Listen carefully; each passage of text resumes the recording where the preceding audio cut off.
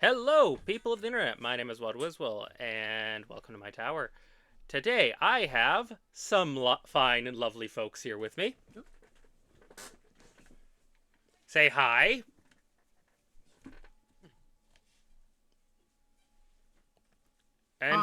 And Hi. we are going to be playing. Well, Though we can't hear you. Wow. Through sorry, I Discord. forgot to do that. Yeah. Say hi, everyone. Hello. Hi. Hello. What's good? We're up to some more bullshit. Today, we will be doing something entirely new for me. So, last time I streamed, we did a different game, but I was a player in that one. Today, I'm the dungeon master. And for anyone who's been to Crystal streams or Kyo streams or even Hunter streams, you know that I DM over there. This game, we decided that because of the fact that I might be able to actually, split this one in a way so that you guys can see it without risking anything, we do it this way. So, does everyone want to go through starting with, let's go with, yeah, let's start with, Sue, introduce your character.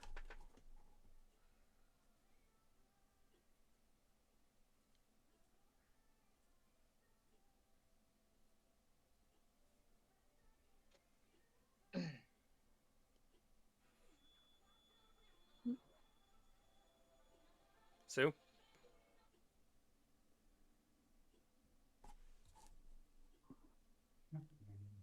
Okay. We'll hold up for now on that one. Viper, why don't you introduce your character? As you know, I am Viper. I am playing Thrain Valenwolf, a wonderful space wolf at this time. But not just any. A very decorated wolf. Alright. Kilmore, care to give your character's name and role? You will simply, well, again, as Wad has said, and most know me as Killmore, but in this version, I am simply a Dragonic Klingon who will be known as Garuda. Chibi, care to introduce your characters? Hmm. I'm Chippy, and I will be playing Nora. Well, a kitsune servant along with Cupid, their angel idol. And Sue, care to actually give an introduction to your character now? I am Kalius Corax, direct sireling to Corvus Corax. Long live the Emperor. Alright. Now then, I will start with the explanation of what's going on here. Oh. Oh, wait, sorry, we forgot someone. I'm sorry, love. It's okay. Yes, we did. Love? I'm tiny, so I'm overlooked. Yeah, you're currently hiding under the dashboard. I think Or you're trying... on top of it, laid on it like a cat. Yeah, one of the two. Care to explain who you are and what's going on with you? I'm Mirian, the dragon, who is currently laid out on the dashboard, and I may or may not be a brat. So, What do you mean, may or may not be? we'll start this off with a bit of an explanation. For each of you, the last 20 years have been strange. From the perspective of each of you, a major event happened that changed your universes irrecoverably. For Warhammer, from those of you from the Warhammer universe, the Imperium of Man,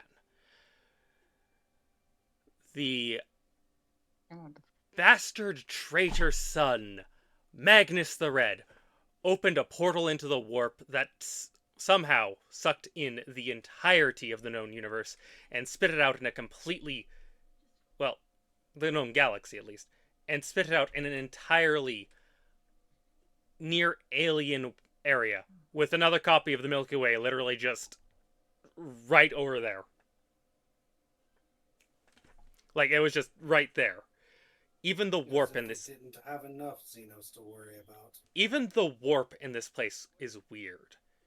In that you're used to it being this screaming, hellish landscape where everything's trying to twist your mind. Here it's white. There is no twisting nor churning, no movement. It is empty. Emptier beyond empty. Its madness comes in the form of how calm and still it can be. Whatever this is, you're not sure you can call it the chaos. But some of the things that have formed, you certainly can. For those of you from the Star Wars universe, the events played out as simply as one would expect. The Emperor was meddling around with some forces here and there within the Force. Several Force users, in fact, according to the Emperor, joined into this horrid ritual to try and defeat him, which led to the universe once more being sucked from its proper place and thrown out into the universe with two near identical looking galaxies legitimately just next to it. And finally, for those of you who are from Star Trek's universe, Voyager went on a mission and apparently got launched to the other end of the known galaxy. But using this breach caused by the caretaker, two more universes seem to be pulled from subspace, a space beneath subspace perhaps even, and ripped right into your reality. That was 20 years ago. Over these 20 years, there have been negotiations, deals, treatises. Everything to try and keep all-out war from happening between these three desperate factions. Section 31 of the Federation came out of hiding, came out of the shadows, to form alliances with the Imperium of Man and the Empire of the Sith, as they now have gone to calling themselves more publicly. After all, the Imperium must set itself apart from the Empire of the Sith.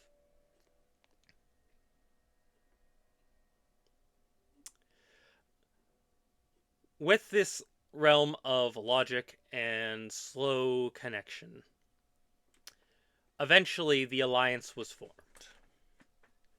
Or, as its full name is titled, the Alliance of Three Galaxies. The superpowers of each being, well, the Empire of Man, the Empire of the Sith, and the Federation of United Planets. Each of you was selected either by the captain of the starship that you are now calling home, or your chapter masters, or in the case of one of you, you were just picked to be the servant of the imperial noble who was coming aboard this vessel. Whatever the case that led you to being in this position, you all have the same rough orders. You are now considered members of this ship, of its fleet, and are put under the command of its captain. The ship has been named after the commissar who came aboard it, the USS Caiaphas Cain. Each of you have your standing orders, and each of you have been given a role to perform on the ship.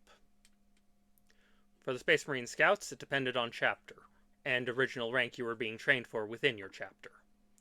For instance, our Wolf Priest was trained to be a shaman, so his job is to take care of the spiritual needs of the Space Marines and other Imperial members aboard the ship. whereas our Korax here is intended to be a master of subterfuge and getting aboard vessels that might otherwise prove to be tricky to beam aboard. It might be big, but it's easy to get into tight spots. Just gotta have enough force. During the christening ceremony, you were all brought aboard the ship, given a tour, told this was your home now. And it has been about a month since the USS Caiaphas Cain set out into unknown territories for the Federation, but known territories for at least one of your two factions.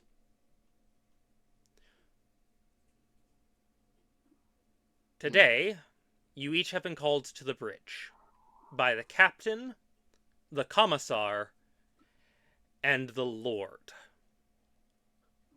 of the Empire of the Sith.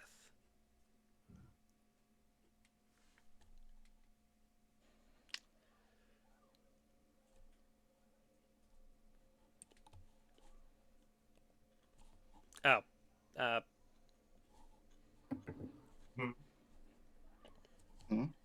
apparently, Twisted can barely hear Sue. Try speaking now, Sue. Hi. Is that better?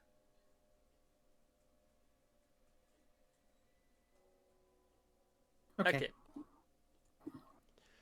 So, each of you have been called up by your respective quote-unquote leader.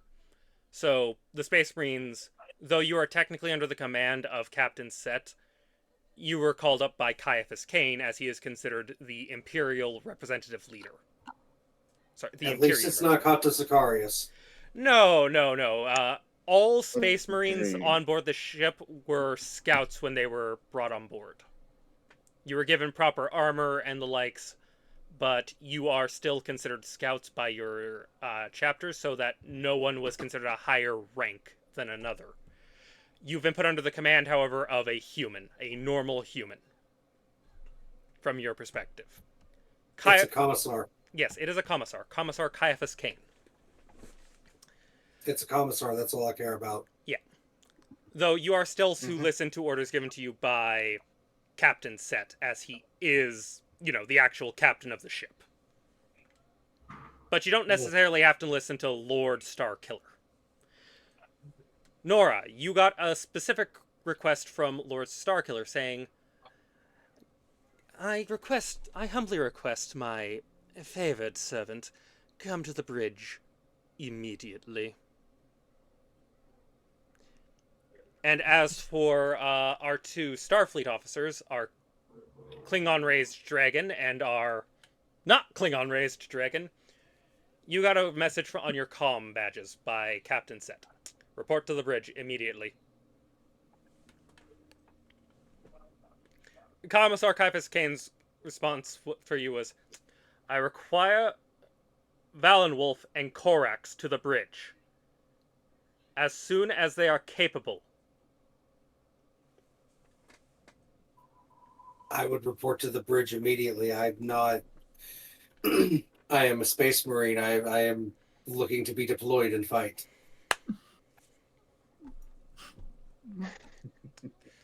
So, how do each of you... I'm going to say that each of you come up the turbolifts at a different time. So, which of you would you say gets to the turbolift? What area of the ship would you actually state you guys were on, actually? There's a bar, the holodecks. I would be in one of the holodecks training. Okay, so the holodecks are relatively close to a turbolift, so I'd say you probably would get up there fastest. Which that is something I do have to ask. We do have holodecks capable of handling like bolter fire and power claws and chain swords and shit, right? So I'm not just going to tear it apart. So what they've actually done is they've set up something that is perfect for you guys. You're not allowed to bring actual weapons into the holodeck, but the holodeck can make perfect representations of your weapons, down to the minute details and how much kickback they give. So holodeck training with the holographic weapons is basically the same thing. The only difference is that it's not your weapon. That's fine. That's perfect. It's hard as long as it's hard light and it has the same weight and kickback. That's all I need. Yep, the holodecks are made up so that you guys can do everything. A lot of the ship actually has holodeck capabilities for reasons that are quite important. But yeah, so you guys are able to train perfectly fine on this ship. So you end up getting to the ship quickly, and you see, the usual bridge crew there. There are more people on the bridge crew than what we have here. I just didn't have tokens for, like, random NPCs. But you see, like, the guy who's been doing some of the tech stuff for you that's more, like, Federation tech. Davis, the weird cat guy. You're pretty sure he's a felinid. You're pretty sure he's just a felinid who's claiming to be from the Federation. So, not a mutant, abhuman. Allowed.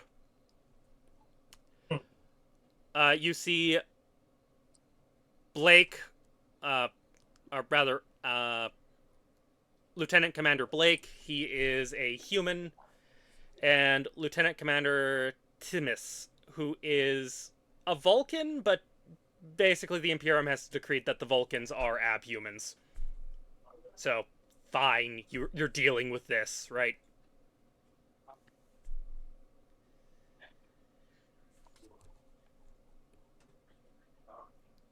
But you see them all sitting there having a rather casual conversation as they wait for you.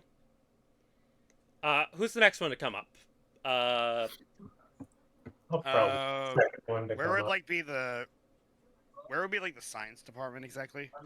Uh, Or like somewhere where like someone can tinker with stuff. So the science wing is on the same level as engineering. Where would that be exactly? Uh, Or let me just ask it this: like, how far would it be from the bridge? It's a decent trek, so you're probably one of the last people to get here.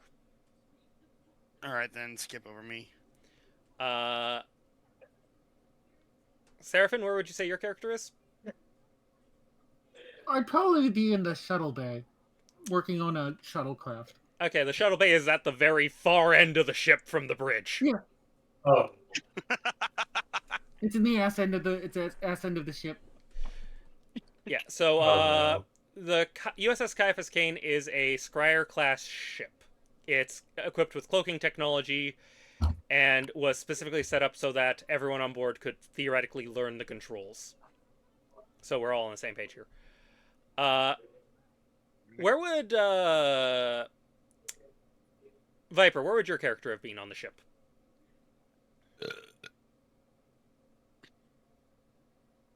Viper? Huh? Where would your character have been on the ship? Chris was on the phone. Okay, fair enough. Surprised you're not.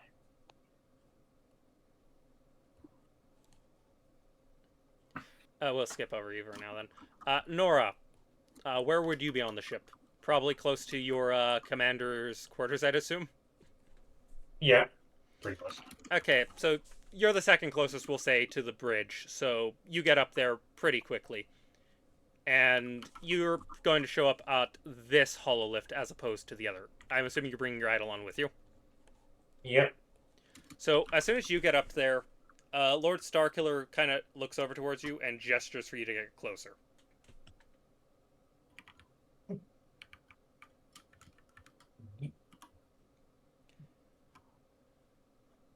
Called for me? Lord Stark. You don't have control over Cupid, do you? No. You should. Let me. No, I do not. I'll fix that. Okay. Meet Marping Blueberry. We'll say that following that would be Viper's character, shortly then by Kilmore's character, and lastly by Seraphin's character. So you all show up on the bridge, and Captain Set is sitting on his chair, reading something off a data pad.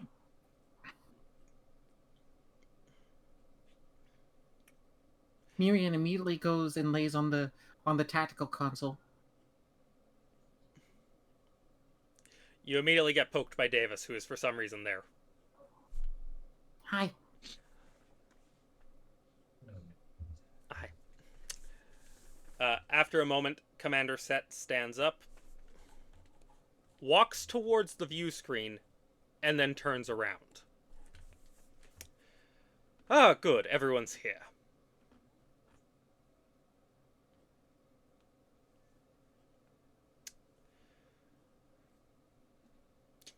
So, lieutenants, I assume you're wondering why I called you all up here. That would be correct. I do find myself curious. Well, I was doing some research onto certain things. We are approaching an interesting part of the system right now. We are currently going through hyperspace to an Imperium system.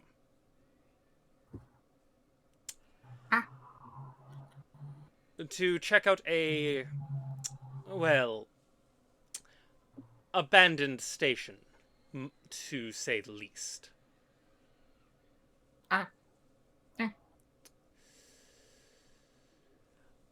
I wanted to ask if you lot would be willing to be our away team. I had a feeling. Sure. Very well. That is required of me.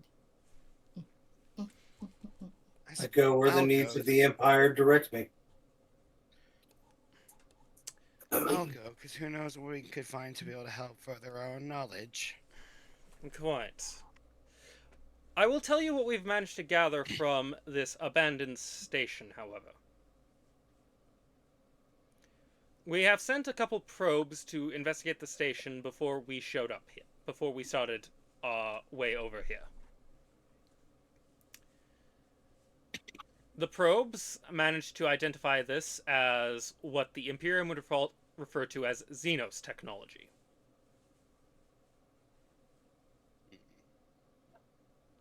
Specifically, Xenos species known as the Eldari. As he's saying that, an Eldari craft world pops up on the screen behind him.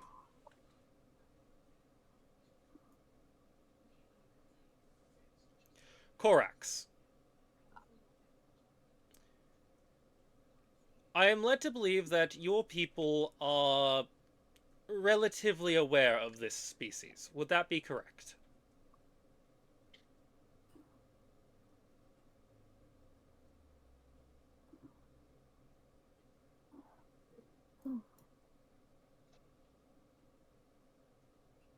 Well, I know I have no idea what they are.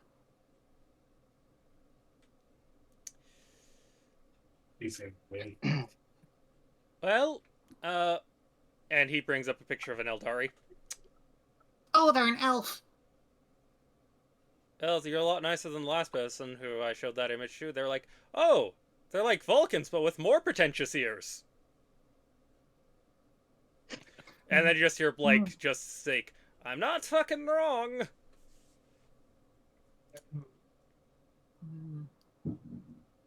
Awesome. Boo! Meh. Why are you like this? Because I'm a hero of the Imperium, goddammit. and it's fun to make you make those noises. Nora, Yes. we're sending you on this mission because it is of import to Lord Sidious, our beloved Emperor. That we retrieve some technology from these Eldari creatures. He wants to particularly know what this Wraithbone substance is. As a result, please come forward.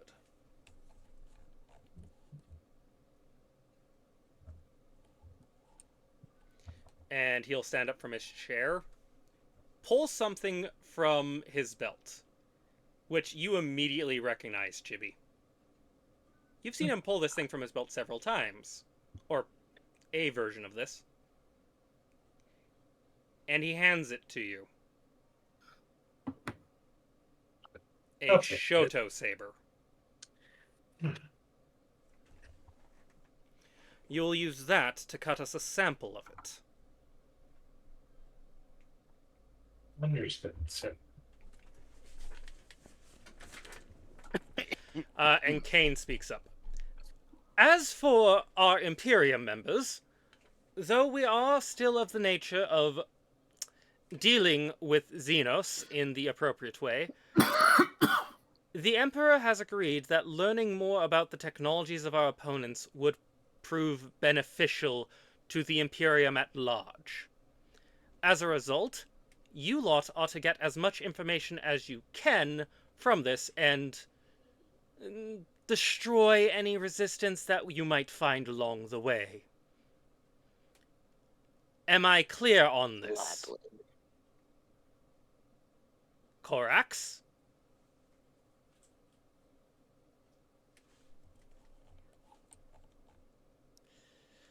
I'll take your silence to mean yes.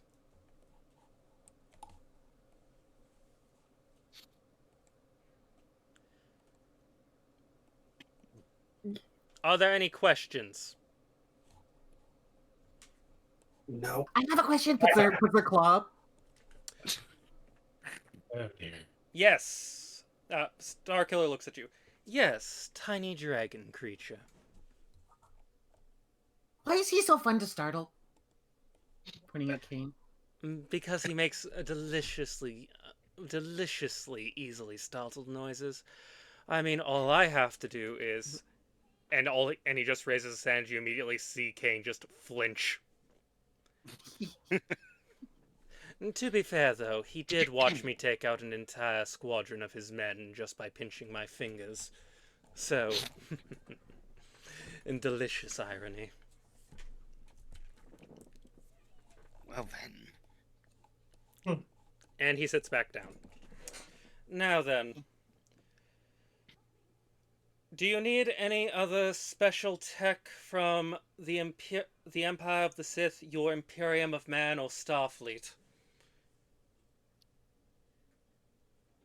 My only question that I have is aside from identifying what kind of craft we're going to be entering, have the drones detected any form of life, be it flesh or guided by technology or anything like that? Oh, they have detected life in there.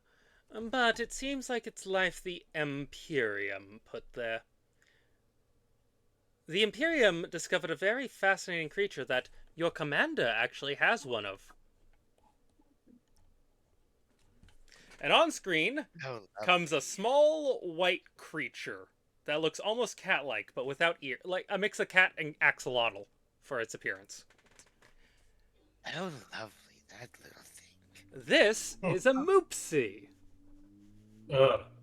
They drink bones. They drink bones? Yes. Yes, they do. The your captain, Captain Set here, Kane points to him, owns one. It's currently in the ready room, sleeping on the couch. It's cute. I've not had a problem with it trying to drink my bones. And Starkiller just responds, your bones are about as metal as my father's suit. You're not exactly at risk of a creature drinking your calcium away.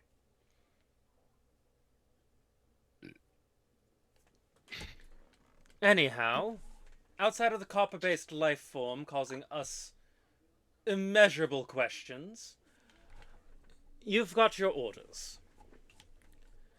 Anyone else who would wish to participate in the collection of Wraithbone, please report to me.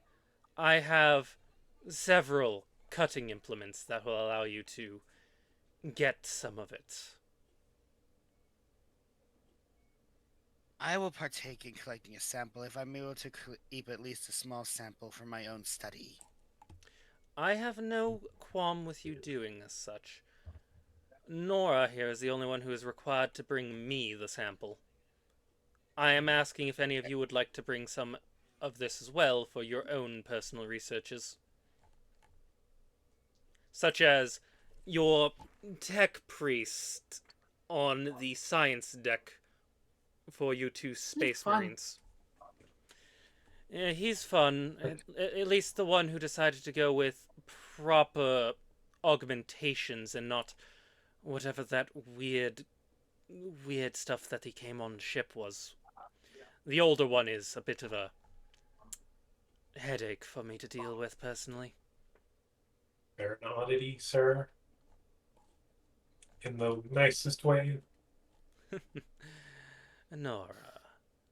Calling them an oddity doesn't even begin to describe them, and you know that. But I shall grant you permission to do something else. What is this? Star Killer? We do not know what the atmosphere on board that ship is. Well, we know full well what the atmosphere aboard the Caiaphas Cain is, and that it is capable of sustaining your life, their lives, and, well, the lives of us perfectly fine. We are issuing you, specifically, an HEV suit.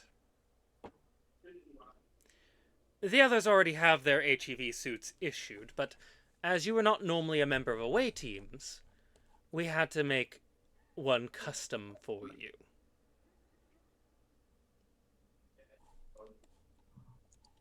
Thank you, Sergeant. I don't want to lose my favorite servant, after all, he says as he walks up and puts his hand on your head.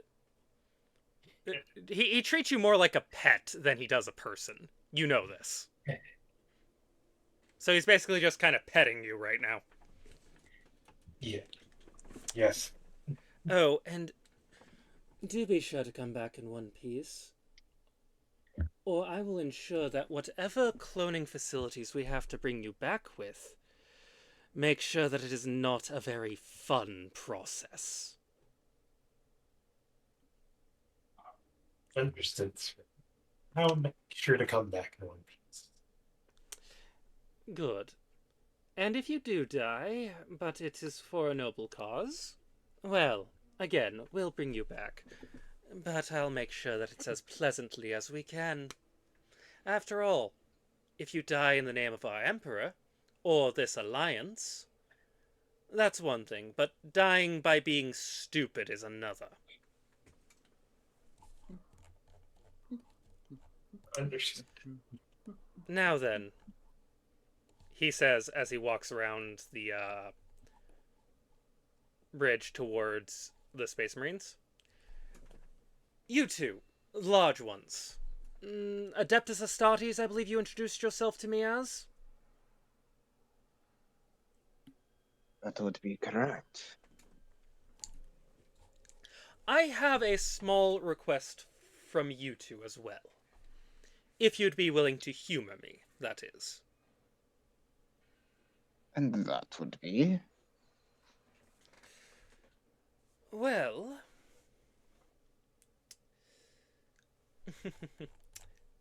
oh... come with me into... a bit away from everyone else. I want this to be done a bit in private. And he's going to bring you towards the conference room in the back. We don't have the map for the conference room set up, but it's basically about here. So I'm assuming you two will follow him for the humoring here? To humor him. You have 2 hours and 25 minutes left. I'm aware of your Imperium's edicts against the Xenos, the Heretic, and the Mutant. Is that correct? Is that the thing? Suffer not the Xenos, the Heretic, or the Mutant to live? Sort of thing? Sort of like that. Good, good, good. I want you to plant demolition devices across the ship.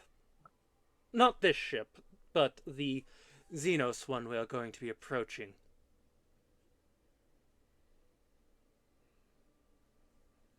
Once you get the information and get back to the Caiaphas Cain, we're going to detonate it.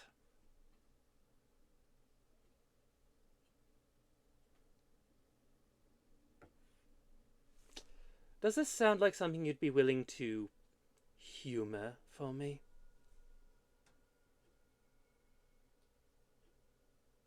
I want to ensure no one else gets access to this technology that we are going to be trying to gather. Whilst that one Xeno race definitely will still have it until we can manage to bring them to heel, either in service or in service like my pet, Nora, or in how your empire so lovingly calls it, total exterminatus. I want to ensure that the Caiaphas Cain is the most technologically advanced ship that our group has, and ensure that no other interests can get their hands on the technology. What do you say, Adeptus Astartes? Will you humor the Prince of the Empire of the Sith?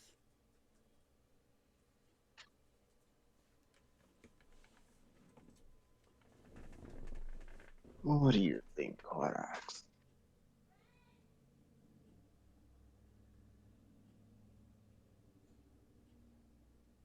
So? Yes? We're talking to you. Oh, I'm sorry. What's up?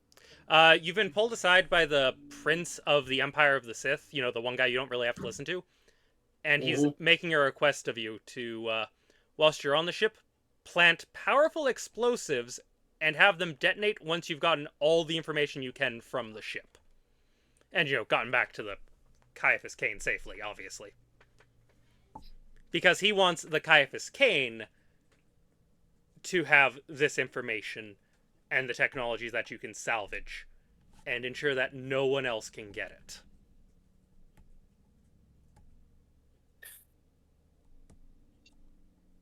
I look over at Thrain.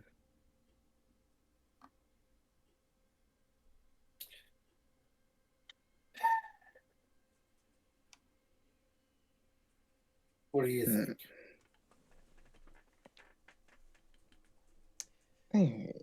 It would be a good riddance of that vessel.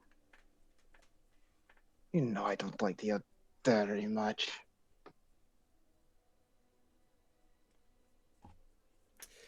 And wouldn't it be a sweet... It's right up your alley. Yes, wouldn't it be a sweet victory to turn the Eldare's tech against them? To use it in their subjugation or extermination?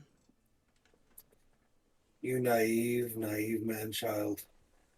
To think that that would even be possible. I'll destroy the ship. But don't expect to be able to use the Xenos tech so easily. Oh, I don't expect to be able to use it easily. I expect it'll take our engineers a while to figure out how it works. But I do expect that you two are the best professionals that the ship has for demolition purposes. If by saying that you mean that we are giant lumbering things that can carve a swath of destruction, of course. We're living weapons. And I do hold such respect for your emperor for creating them. For creating you. Honestly, I'm a bit jealous that our empire couldn't think of something as ingenious as you, and could only think of the clones. But... That's because your empire was headed by Xenos. The superiority of mankind is what spawned us. I do not disagree, as a human myself. But I do want to give you something that is truly human engineering from my galaxy. As a token of assurance. Hmm. He smiles and he hands you something very small compared to your hands, mind you.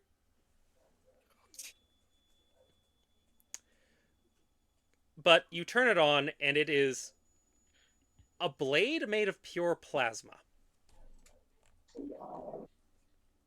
Hmm.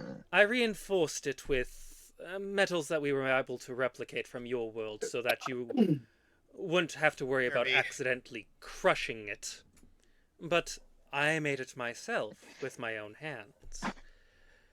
The engineering of our people is quite useful. I do hope that this goes away to proving that I am most assuredly willing to work with you. It'll be interesting to see what this does. Oh, it can cut through almost anything. Agreed. It's part of the reason why we had to update your armor when you came aboard the Caiaphas Cain to have a plating of something called Beskar. I remember that. Yes, that thing can cut through almost anything. Beskar is one of the few things it can't. Good to know. Well, as I said before, you're naive to think that you can use the Eldari technology so easily. I put that thing on my belt. However, I'll deliver to you what you ask. Thank you kindly. Oh, and one more Just thing. Yes. When you get back, I will have something placed in your rooms as a token of my appreciation. Word of warning. Though the warp seems strange here, I would still be weary of it. The Eldari, they dabble in it a little too freely. I am aware. I am also aware of how panicked you were when I first demonstrated my abilities with the Force, until we had to explain that I have no connection to this warp thing you were talking about. Well, you spend your entire existence fighting demons and tell me how you react to someone using something similar. Oh, I can assure you, if I had spent anywhere near the length of time you had fighting horrid monsters, I too would probably be a bit on edge. I'm mostly just stating this as a comment of fact. I do not trust the Eldari either. I want to know about their weapons tech, primarily. Stuff that we have been able to observe does not necessarily rely on the warp.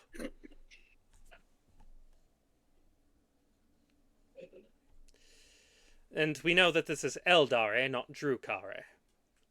We were able to discern the difference between those two decently fast, with one being more smooth and the other having so many unnecessary spikes and things I don't want to think of. But yes, I will get you something from the Empire, my Empire, that I feel would be useful and beneficial for each of you. Not the same thing, obviously.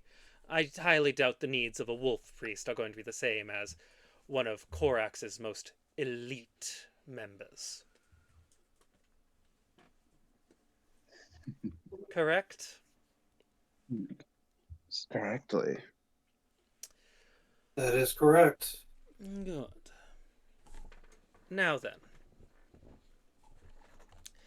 I do thank you for your time. Last time I had a talk with any of your Adeptus Astartes, it was the one in blue, whatever you call that chapter, Legion, whatever. And they did not give the me the old time of day. Mars. They barely gave me the time of day. Said something about the Codex Astartes, stated that they only had... Sorry, their new Codex Astartes said they only had to listen to the commissar and the captain of the ship. Very rude, I'd say.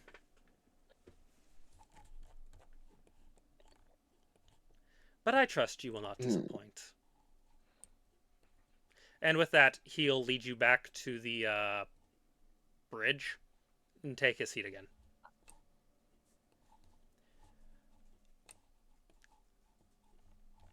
For everyone else, you have no idea what he's planning. I'll make that clear. None of you know what this guy is doing, right? At all. I mean, I kept a peripheral eye on them when they walked through the door, but after that, I was just like, I'm going back to the mission notes. So yeah, your mission notes are that you're going to a dilapidated Eldari ship that was defeated because the Empire just started throwing moopsies at problems. Because why not use this Xenos alien creature that could act like a pet as a weapon? Such a waste of potential. They could have learned so much if they just looked into things. You do get one thing. If there is any Eldari life left on the ship, however, I do have a request from Captain Set. And is he addressing all of us as a group or a single one of us? All of you. Okay. We want at least one Eldari, if you can, brought aboard the ship alive. For questioning. I do have a question on that note then. Yes. You say that you want them in, be able to be brought in for questioning. But does that mean that they have to have their limbs, say, per se?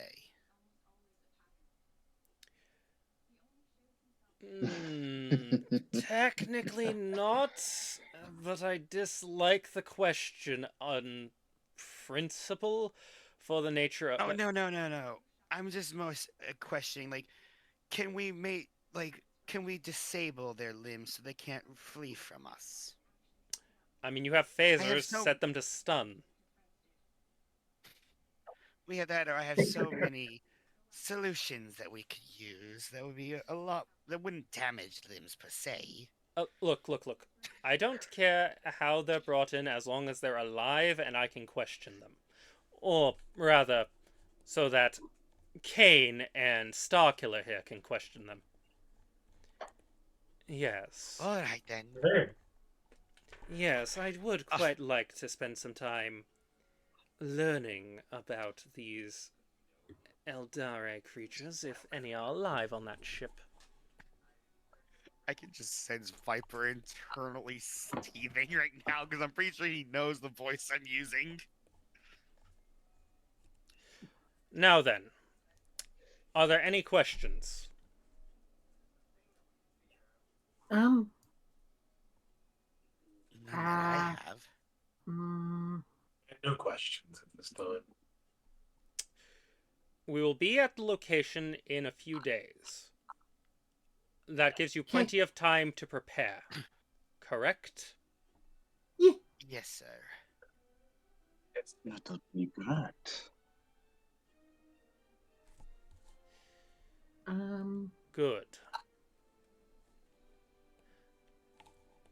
I would hate for you lot to be missing the information at hand. Wouldn't I?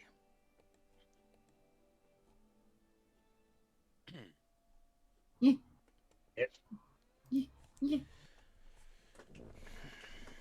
Good. You may return to whatever it is you were doing before. After all, we have a few days before we get there. Dismissed. All of you. Okay.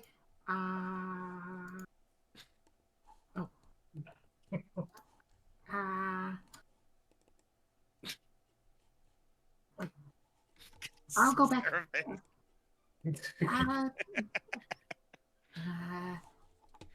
I look at Caiaphas Kane and it's like. Oh dear. Can only in. Kane is just kind of sitting back in his chair at this point.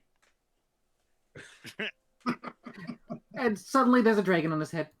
Ah, go. Incoming tiny dragon. Ah, I swear I will have you court-martialed for this one day.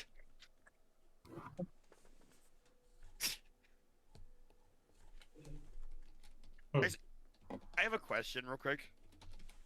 Yes. So aside from Viper and Sue's character, and obviously my character, I think I've stated my height. How tall are Nora and Seraphim's character compared to the rest of us? Well, Myriad is tiny. Like, smaller than kobold sized. So Kudamon from Digimon size compared to what you've been doing. I would say probably smaller than that. Oh God. They're the size of a house cat. Okay, so a little bigger than I was thinking. All right.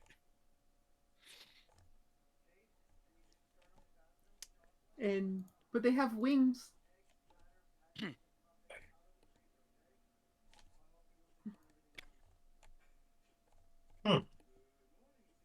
And what about Nora? That depends. Which form are we talking about? Humanoid?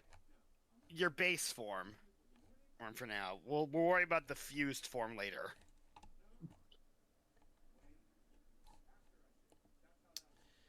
We'll go with humanoid since that's the form you're currently in, due to the fact that you are actively serving, Starkiller. Yeah. I think probably like average of probably 4, 5. Okay.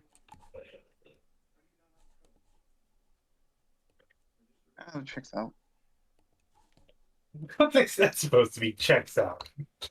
You like being small. Exactly what I said to me. I mean, at least it's not my Eidolon, which is Literally, there's not been one character that you have played that has been bigger than that.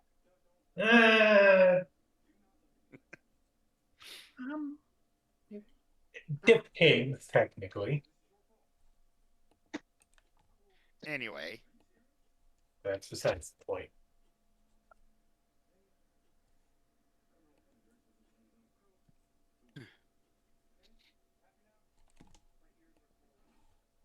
But yes, I'll go back to doing what is required of me. So, the ship takes you a while to get there. What do you guys do to prepare? I have make sure I have my various tools necessary. Everyone who has agreed to Starkiller's request to collect Wraithbone, a substance that, you were told about and were kind of shown a bit of, you've each been given a lightsaber to try and cut away a bit of it so that they can examine it. You've each been given specific things to help you transport stuff. And, of course, our Space Marines have been supplied with charges. Oh, lovely. Not with anyone being informed as to why they're being supplied with explosives. I'm not going to question it. We can make our own guesses. I have no reason to worry about it, honestly. I have my mission. I know what I'm going to be doing. One thing to note, and we see to it that the job is done. One thing that I should tell you guys is that when my magic goes funny, it can go really weird. What do you mean by is it going Keep to your give chaos to orders? yourself. It's not chaos, it's just magic. They are Again, one I and the state same. what is correct. Is it going to get in the way of our mission? No, it shouldn't. Well, It sometimes should. weird effects can happen, like, my voice will get very weird, or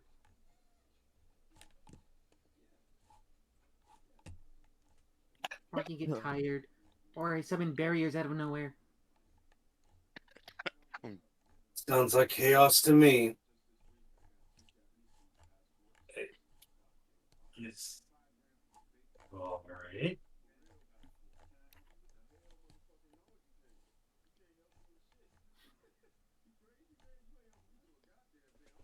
I mean, as far as you're aware, they'd be considered a sanctioned, unfortunately. Unfortunately. I suppose not stepping away. Large Star Killers and Wipers, it's no issue of mine for now.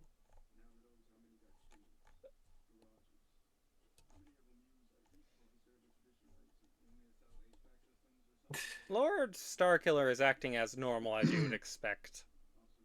Yeah. The only thing out of character for him is the fact that he has specifically requested an HEV suit for you.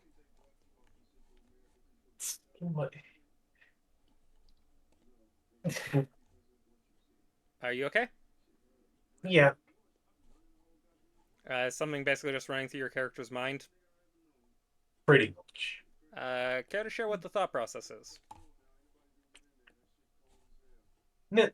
They find it odd that he personally decided to give them that, but they're just going to keep that just slightly to themselves. Probably best to not get them mad about it. So, you do notice something immediately about the HEV suit you're supplied. Oh boy. It is specifically designed to set you apart from the humans the normal people you'd be set with as well. How so? It conforms properly to the shape of your head, basically. Meaning that it actually has space for your ears to not be flattened to your head. How useful. It's also got the Imperial crest on it. As if he's specifically trying to mark you as different from everyone else. Because the HEV suits that most Imperial people use, because, you know, a lot of the people who are serving the Imperium, not the Imperium, the Imperial here, the Empire of the Sith here, are humans. They have human suits. They wear the same suits as Starfleet, basically. He had this one custom made for you, and it specifically points out that you're not a member of Starfleet.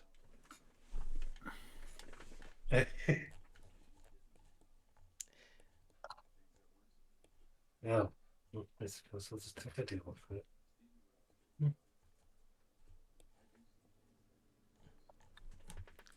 But that's one thing. One of many things. Oh boy. Oh, it's nothing to do with that. For once. I suppose that should be a good thing.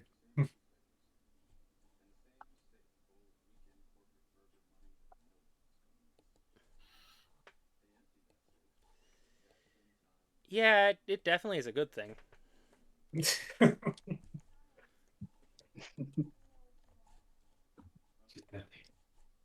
Deal with it as normal.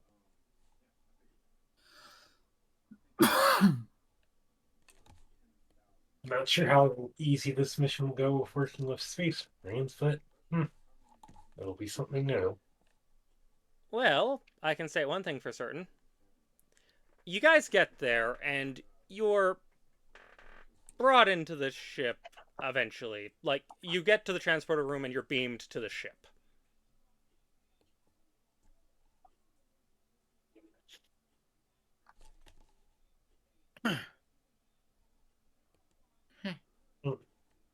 Everything is very gray.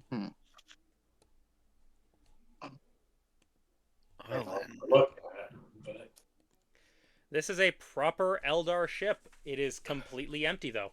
Devoid of all life that you would expect, as far as you can tell. I'm assuming they're not supposed to be this empty. Not usually. Well, I mean, almost completely devoid of life. Makes you wonder what occurred here. Well, I mean, you know what happened, because in the distance you hear just one simple word. Moopsie. Moopsie. Oh, joy. Oh dear.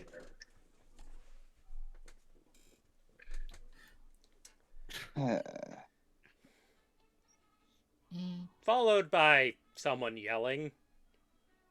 Seems to be the only sign of My life that bones. you've noticed. Oh? Well, Well. then, that's a surprise. No, it's not someone yelling about his bones. It's someone yelling about how is this thing not dead already? They've hit him with everything. I suppose we should try and get this. Did you done, try right? turning it off and back on again? For fuck's sake. Don't think it's a machine. I was like, say, did you use enough explosives? You could have Did you hit it with a hammer? While you're at. Let's see. Well, Sue, you're pretty sure you're not wanting to give this person advice on how to stop this thing. For one reason.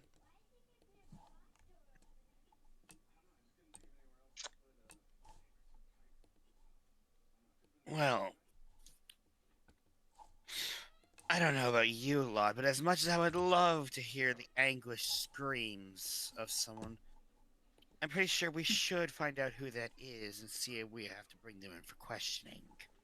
Well, we were told to get at least one of them alive. Can't At give us least no. one.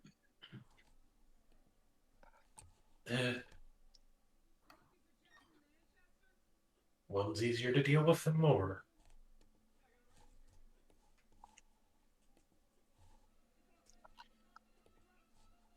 So, which way did the scream come from?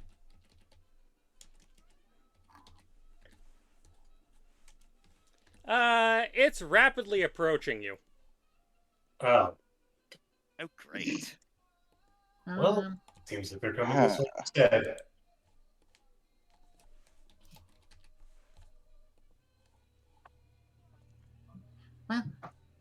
well, So from which direction are they coming from?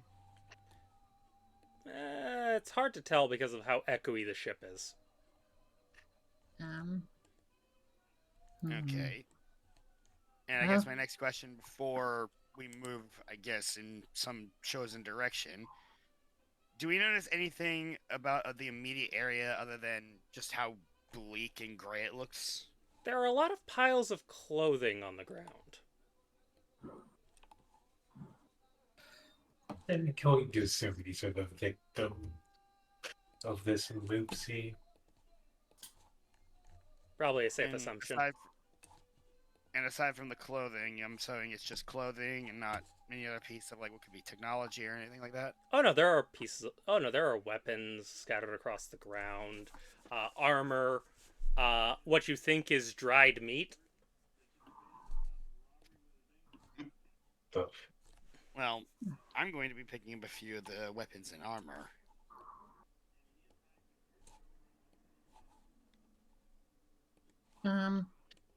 yeah, I'll still have to find this right bone. But that's too hard of an issue. You That was realize actually that a gonna be- good chunk of the station is made of that. Makes it easy. Well, May as well just get a piece of it right You also now. notice that a good chunk of the station seems to have been gnawed on.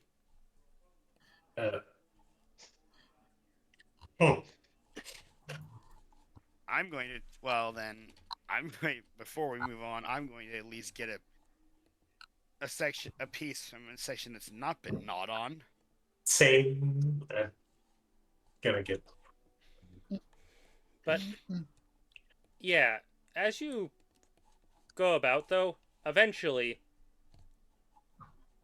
this guy runs down one of the hallways Oh, hi.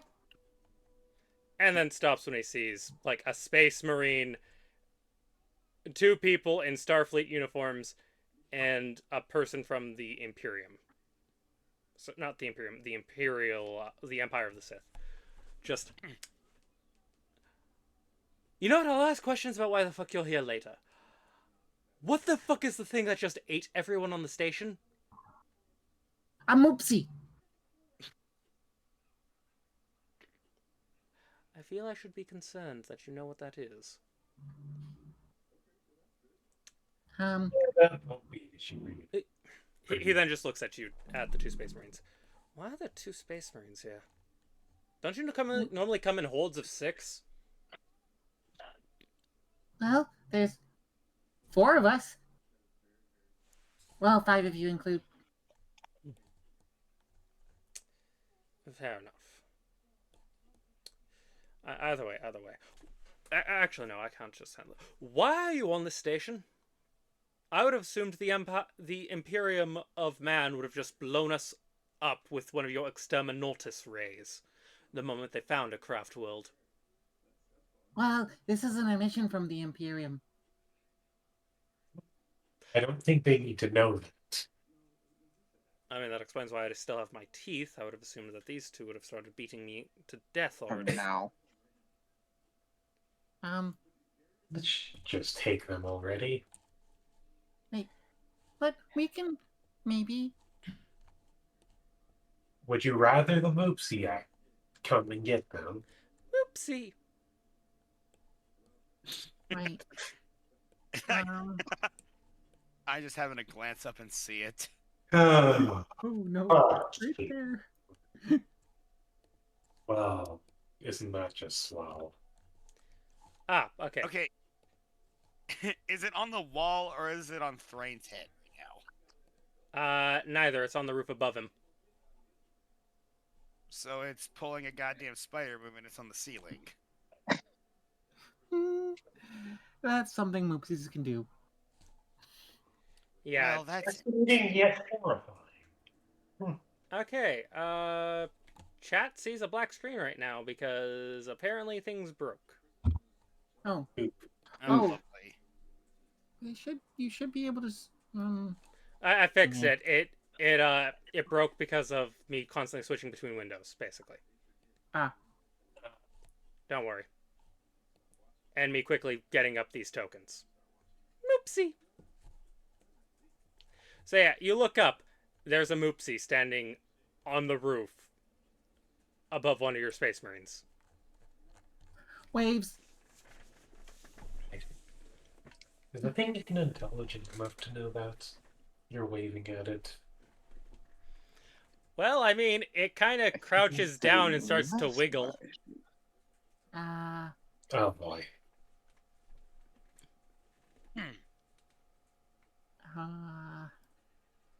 Moopsie.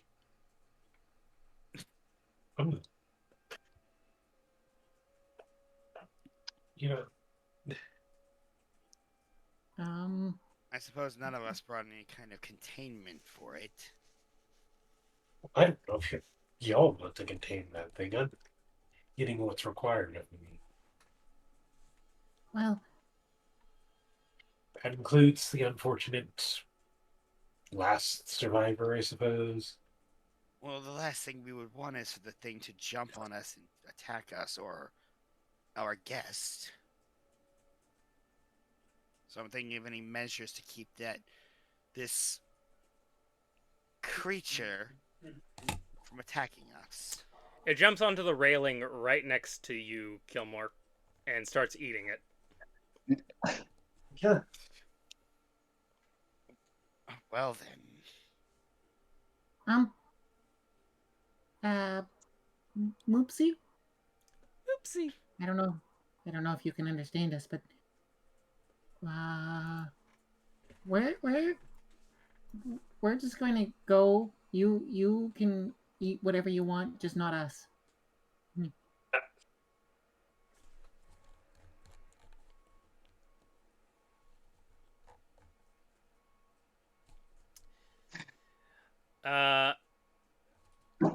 As you say that, the Moopsie, bear in mind, the Moopsie is actually a creature about a small creature, so, the only reason the token's that big is because I don't know how to set things up correctly. Yeah. It's in the NPCs tab. I have a feeling this thing is about the size of Seraphine's character. It's the size of a cat. Well, yeah, about the size of his character.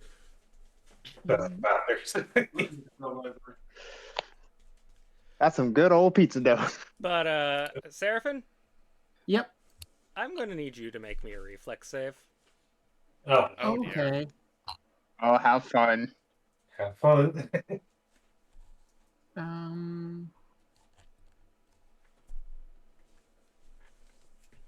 Oh, good knowing you.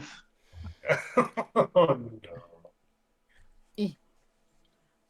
23. You managed to avoid mostly what happens. Because it jumps at you. And you manage to dodge it landing on you fully, but it does manage to hit your chest, and it takes something with it as it flies past. Hey, Your comm badge, Oh great. which it presses, Oh. and then immediately disappears because of. Oh no. I needed that. I'm going to press my comm badge to alert the captain. Oh, You mean the new Moopsie that just came aboard? I'm aware. Yes, sir. Yeah, I'm aware, and yeah, I'm aware. I'm in the transporter room with the thing right now. Would it be possible to send Marin their badge back? No, not at the moment. But we can get a lock on them if they stay near you or the others when we beam you up. Noted. Just collect the stuff, do whatever missions you have there, and then get off that planet, because I get a distinct feeling that two of your members are making this a very covert operation. I'm just going to Noted. get some non-chewed rifle. I'm just gonna look at Marin and be like, and say, when the time comes, stay close to me. Yeah. Are you also picking up some of these crystals that kind of line the building? They're weird rocks that kind of have a strange glint to them. Oh, of course. Okay. As you touch them, you kind of hear screaming in your mind. Oh. Oh, Okay, then. all right then. Look at this thing. And you just kind of put them away quickly. As for our two Space Marines, I'm going to tell you something you notice. Mm-hmm. You're next to the main power generator for the entire station. In theory, if you set up the detonation devices you were given around that, the space station will implode when you detonate. What? It says, "Am I cute?" in the middle of it. What the fuck? What the fuck? See, it states fact. What the fuck? It states fact. What the fuck? Sometimes having a wonderful time. Yeah, because she just got called cute by a kneading mat. Anyhow, Something my family got. Anyway. Viper, Sue, with that information, are you going to act upon it?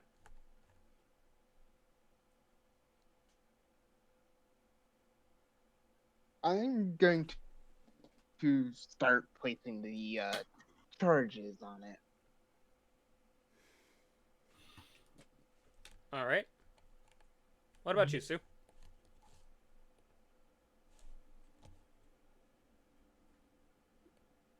Sue, Do what? are you going to place the charges? Do we have a structural scan? Well, you were just told that the power core that you're nearby will, if it's blown up, it'll cause the thing to implode. Yeah, the entire station will just Oh. implode. Well, then, yeah. All right, so you guys like, bear in mind, I'm not doing combat this session because I'm trying to get you guys kind of introduced to, like, what a standard mission for your group is, right? Right. Fair. Which is show up. One of your commanders will have given you guys, one of you, a group of you, sort of side mission. Or maybe all of you will have a side mission in future sessions. And collecting prisoners. This guy is just terrified and does not want to be near that Moopsie, so he's willing to go with you for questioning and the like. So we're essentially a search, capture, and destroy team, in a sense. I mean, that sounds like Starfleet, right, Seraphim? I mean, search and rescue is usually their mission. Since when? Since always? Can you point to a season of the show where destruction wasn't the main solution to a problem? I was gonna say, I have seen very little of Star Trek when I was younger, and I'm pretty sure in most episodes, the one episode I did see, there was freaking battle going on. I mean, yeah, if there's a thing that requires it, but yeah. I think that's every episode. I don't think there's a single episode where It is literally something every doesn't require episode. combat. There is usually when Troy is getting fucked over by something. Fair enough. Anyhow, though, so you guys managed to get the stuff that you were required to. You get a good amount of the technology from the Eldar. A few of their soul stones, blueprints. You even managed to get copies from, like, the computers and the like. Thanks to the Eldar here being such a good help at Yes, Blaster that's what I Bolter Point. Or you would assume that. Or rather, Phase Bolter Point, because, you know, Star Trek decided to update the bolters a bit for you guys to have a phaser setting. It has a stun setting.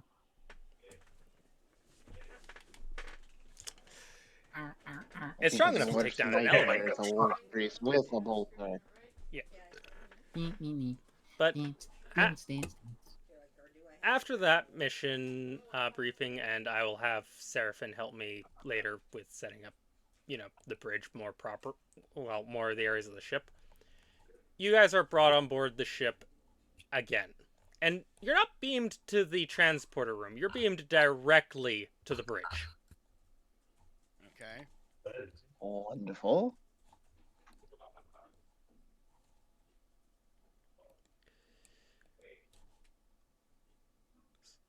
Where you see Captain Set sitting in his chair petting a Moopsie. You don't know if it's the new one or his pet. I'm not even gonna infer. Lord Starkiller is sitting there, just kind of impatiently tapping his fingers on the chair, whilst Caiaphas Kane is actually not sitting down. He is standing right behind the person doing piloting. Oh. Is he hiding from the Moopsie? Yes. Probably.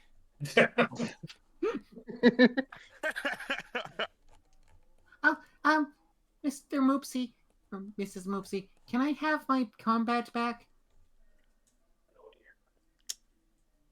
It spits it out.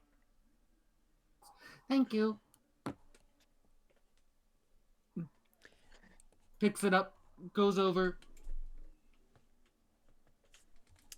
So, wipes it off on Garuda's pants. You could have just asked me to give you something to clean that off with. You did not have to wipe it on my clothing. I take it your mission was a success? Yeah. I have an Eldari. Good. We beamed him directly to the brig. I've sent down some inquisitors to have conversation with him. Of both the empires.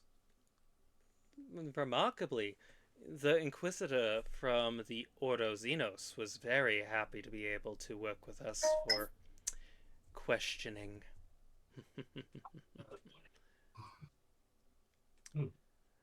Now then, he holds out his hand to Nora. Here's the phone as requested from you, sir. Good. He says as he puts the wraith bone away. Go change out of that ridiculous HEV suit and put it away. You may keep it in your room. It is yours. Understood. Thank you for the gift, Lord Starkiller. You're very welcome. Oh, and you've earned a little reward for yourself for such a good job well done. I left you a little treat in your room. I did the same. I took the liberty to do that for all of you, actually. For such a job well done. He kind of walks over to the two dragons. I will admit, it is a bit hard for me to think of things that you would like, little one. But for you, Garuta, I looked into your culture's delicacies. I believe grilled tribble is one of them?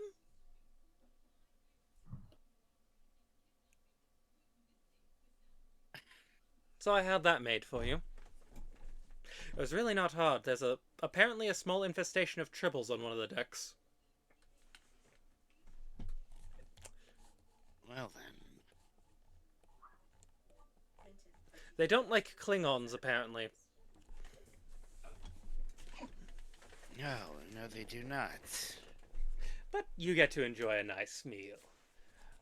As for you two, I'm going to assume that our little arrangement was done. Of course. And it's ready to go. Then, he says as he pulls out a small detonator, would one of you care to do the honors of destroying Xenospace, I or shall think I? Gorak should have the honors of this. Very well.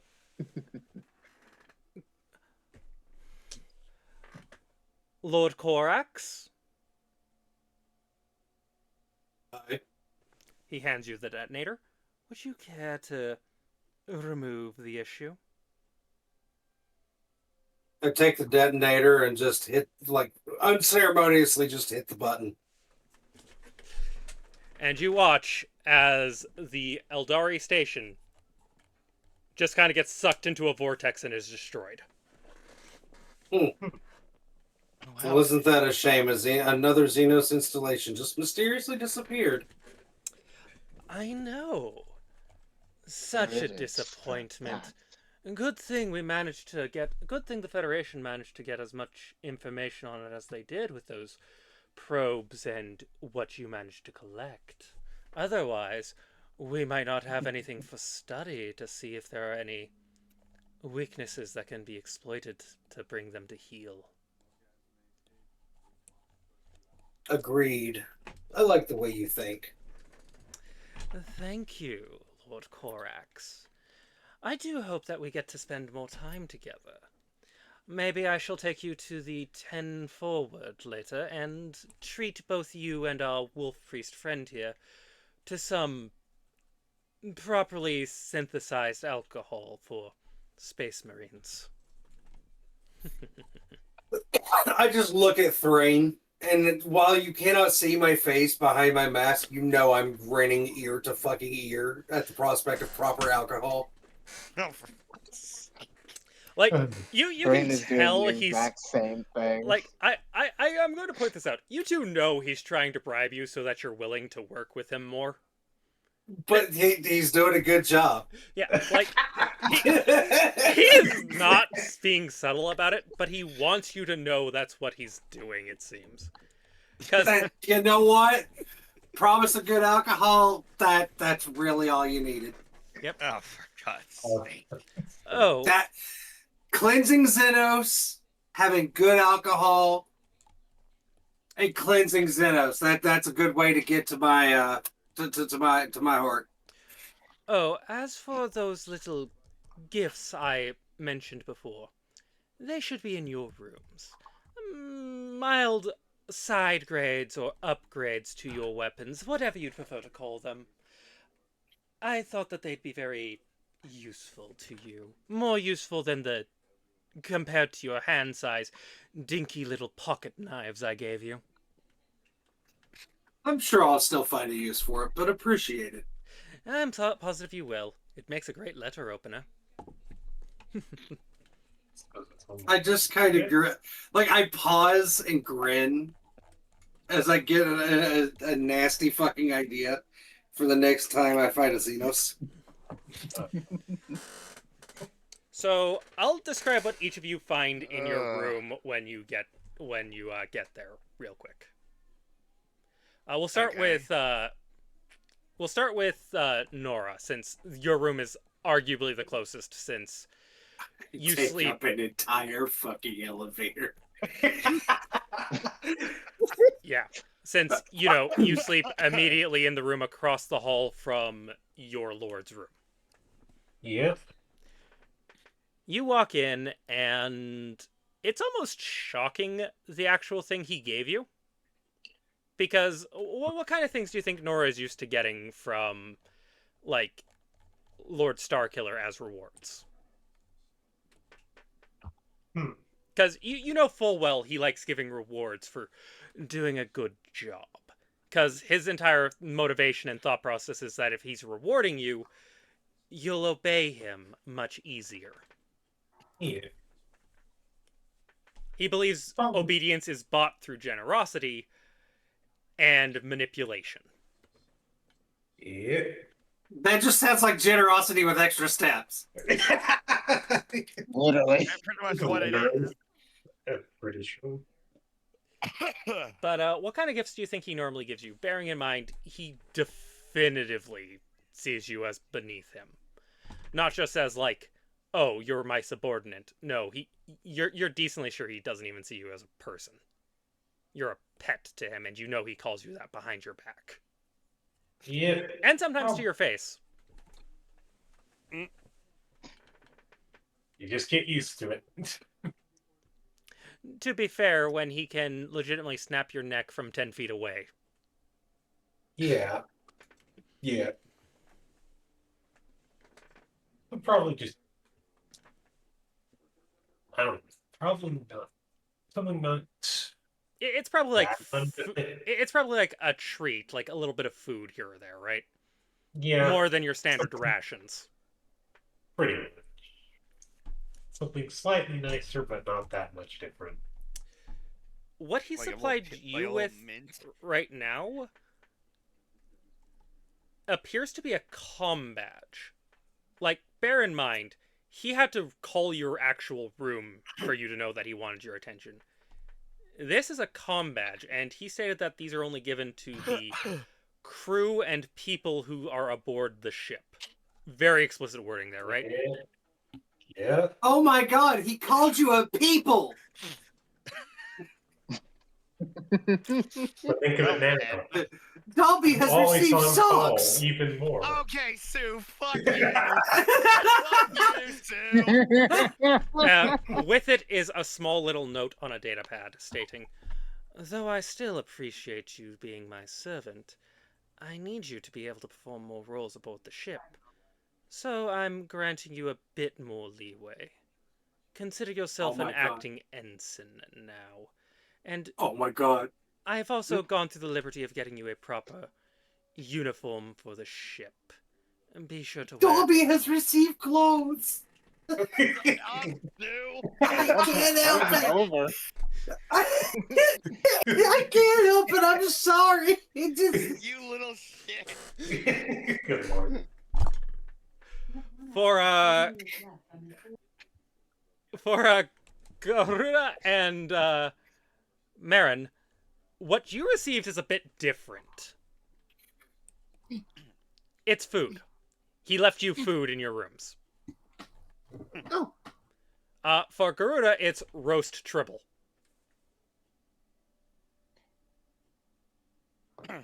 You know what a tribble is, right? No, I do not. Like I said, my knowledge of Star Trek is very, like, just non-existent. they are. My first thought would be crustacean. I don't know why. No, they are a ecological pest that the The Klingons hate them. They eat them. Interest. These are tribbles. If you look in, you can see Yeah, Kirk getting integrated. smacked by. They also breed like they breed faster than rabbits. They are born pregnant. What? Good God! Good lord! Okay. It's like the kaiju from Pacific Rim. Ah, Okay. ah. And if they eat food, they will duplicate. Yeah. You can Okay, have I'm one gonna say tribble that- and it will God damn go. I'm gonna Wait, say Damn this. it. Hold on. Perfect. Go ahead. Sorry. Go ahead. I have the perfect description for these now. Oh Jesus! Now, just hairy sea urchins. Ah! Why? Yeah. I'm sorry, but that's all I can think of. But as for Seraphim, your character's room has like okay. Another thing that you have is a bottle of Klingon ale, specifically Klingon blood wine. Wait, me or Seraphim? So you, since you're the Klingon, you have Klingon blood wine in your Okay. room. Usually used to celebrate great accomplishments. So it's weird that you just got a bottle of it because the generosity of a prince from another empire. Bear in mind, So hold on. You said this thing doubles whenever it eats, not doubles, quadruples. duplicates. or duplicates. You know what I mean? Yeah. And they're born pregnant, Mm-hmm. and they're furry. Yep. God. Why are we talking about critters? These were the inspiration. Anyhow, I was about to say, like, who the fuck looks at a 1986 horror movie about sentient furry meatballs that duplicate when they eat and says, "Yes, this is what we're putting in the game." Okay. anyhow. So back onto you to what's going on.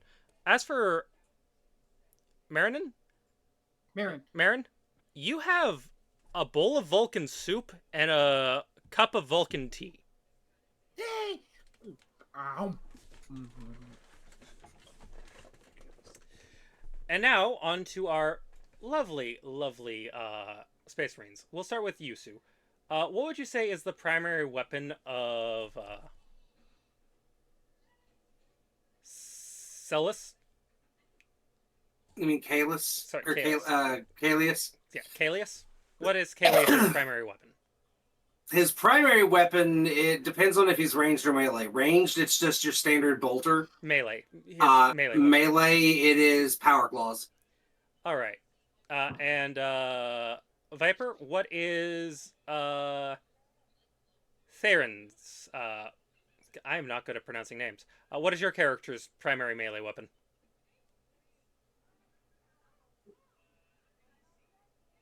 Viper.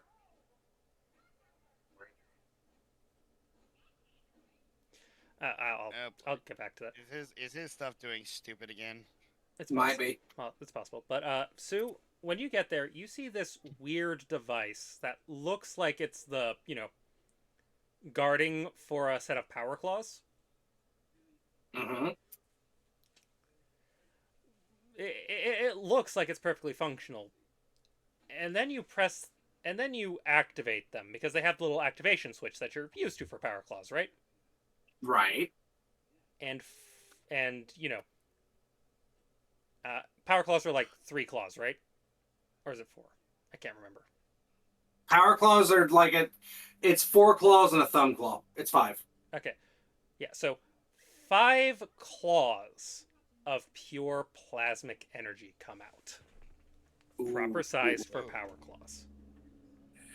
Okay, I'm gonna have fun with that. And perfectly sized to you, as if he went out of his way to get your measurements for your weapons, to study your weapons, perhaps even going into the holodeck to see what your weapons look like, and making lightsaber versions of him, giving you his weapon, as if to indicate that he wants to treat you like he is you know, as if he wants to treat you like you're a member of his empire as much as yours.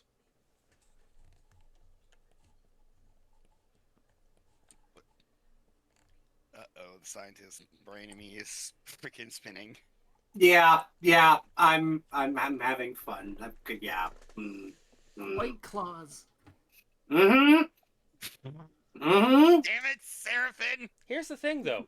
He didn't just supply you with it. Like, the lightsabers come out red, as you would expect. He also supplied you with several different crystals, with a small note saying, "If red's not your style, pick a different color."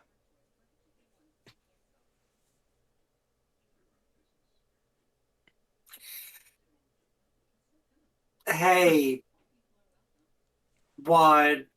Mm-hmm. Out of character. Yes.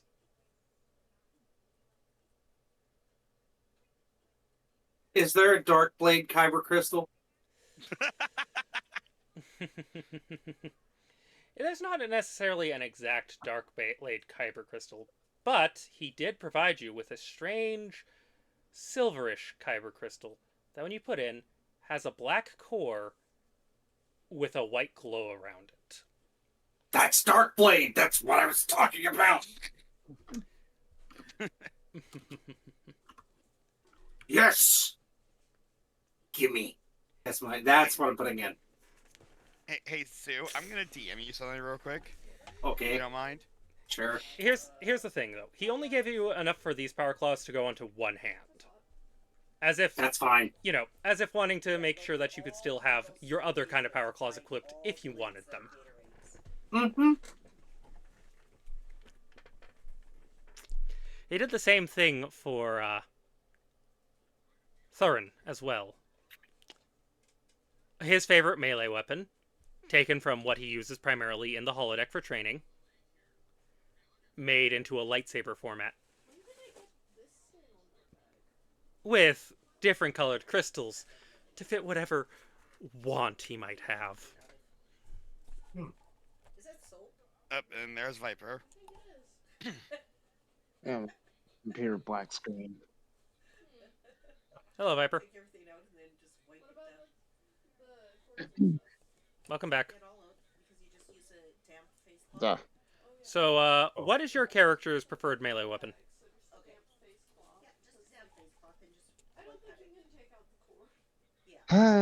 His preferred melee weapon? Mm-hmm. If I had a guess. What's your guess? No, it's a hammer.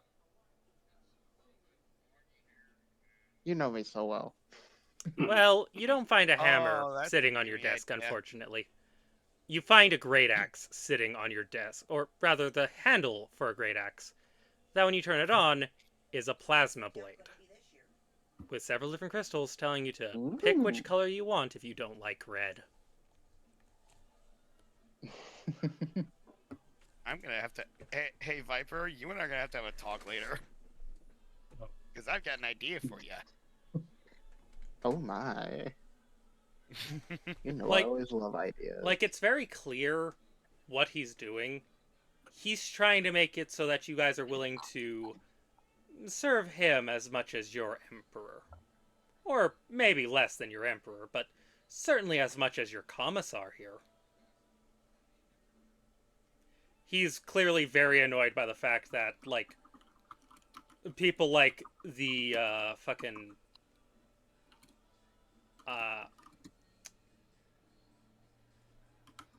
Ultramarines refuse to listen to him, or even give him the time of day.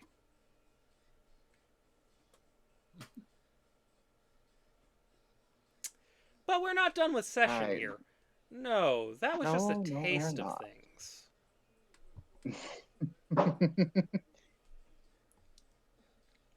Things get fun from here. So, I assume that after a while, you know,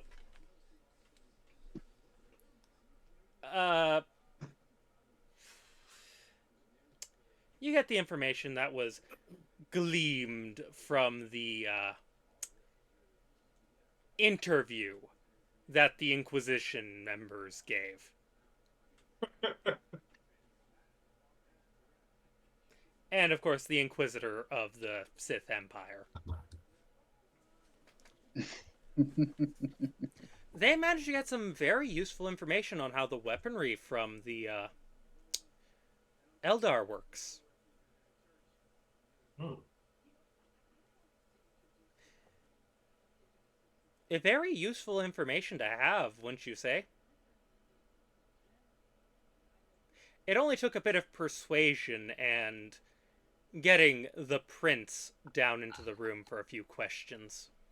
But they got all the information they needed.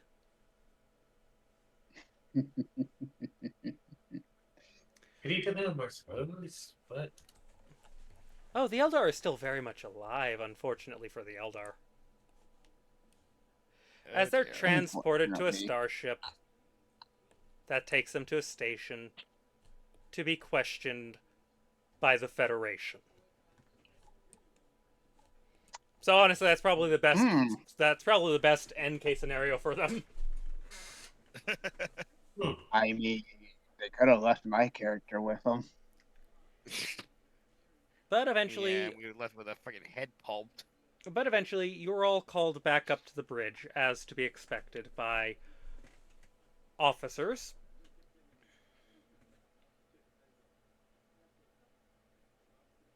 And I assume you all take the call as you get it and head back up. Yeah. Of course. Nora, yours is weird for you because you get it from your comm badge. And again, you're really not used to having a comm badge. Not at all. Incredibly odd. But I assume you come back up to the bridge quietly and calmly after being hailed. And are told by Starkiller to once again approach him when you get up. He seems to always know when you're the one who comes up, no matter which of the 3 turbolifts in the room you use.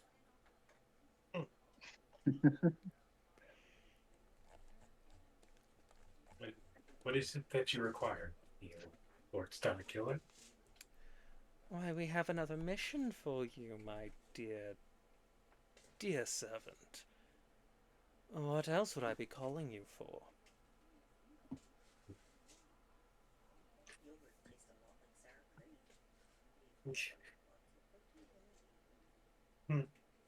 What? Are you thinking that I'd be calling you up here so that I can watch you squirm? No. Apologies for me speaking out of turn. Oh, you did not speak out of turn, my dear, sweet little friend. You asked a question, did you not? Yes. And it was a valid question. You wanted to know why you were summoned up here. He stands up and walks towards you. Kneels down and pats your head. I must make sure that you are well informed for your missions, shouldn't I? That is true, sir. And besides, you're currently a member of the crew of the ship. I'm not going to take it out on you for speaking out of turn when you're a crew member. That would be wrong.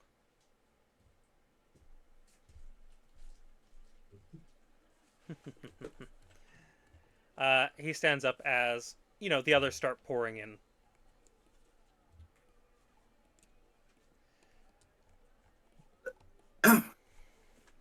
We wanted to give you all a update on the report from that previous mission. The Empire, the Empire of the Sith, my Empire, and your Imperium, Lord Korax and Van Wolf, are very pleased with the information we managed to extract from that prisoner. The Federation took them into custody, unfortunately, for questioning and to see if they might be willing to make an alliance with the Federation.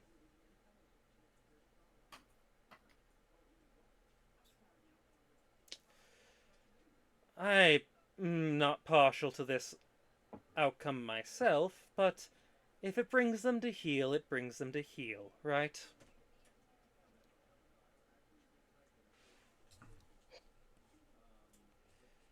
Now then, he says, walking over to the dragons. Yeah, hi. I can give you the basic information of what we found out about their weaponry, about what their capabilities are, and how to best counteract them.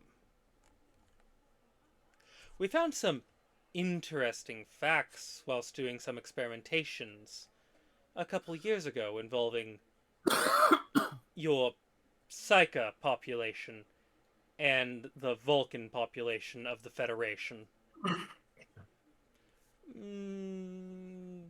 All volunteers, obviously, correct? Correct. Quite. Well, we found out that the same thing that happens when a Vulcan mind melds with a Psycha or a Force user happens if they tried and mind meld with an Eldar. And in fact, mind melding with an Eldar... Eldar seem to be a bit more vulnerable to mental probing than you would expect from a psychic species. Isn't that fascinating, little one? That's quite interesting. I mean, He says that as he kind of uses the Force to lift you up. Not hurting you in any way, just lifting you up so that you're at eye level with him. Isn't that fascinating, little one? yeah, I'm not a psychic, so I technically am. I mean,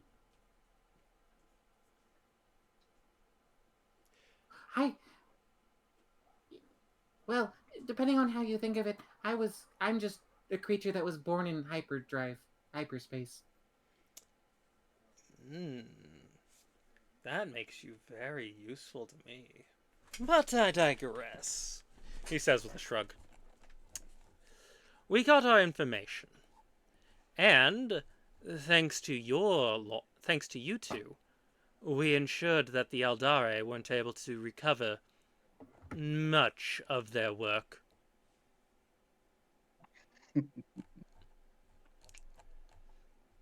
Of course, Captain Set took note of something when the first ones were beamed aboard, so we have a large collection of these weird rocks the Eldare referred to as soul stones. I guess that would explain the screaming that happened in my head when I made contact with one. We have them in a storage didn't container that was also sent to the Federation for research purposes. Of course, it was sent not to just a Federation station, but an Alliance station.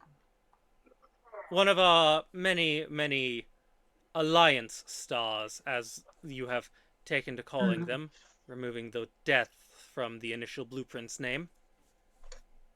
Oop.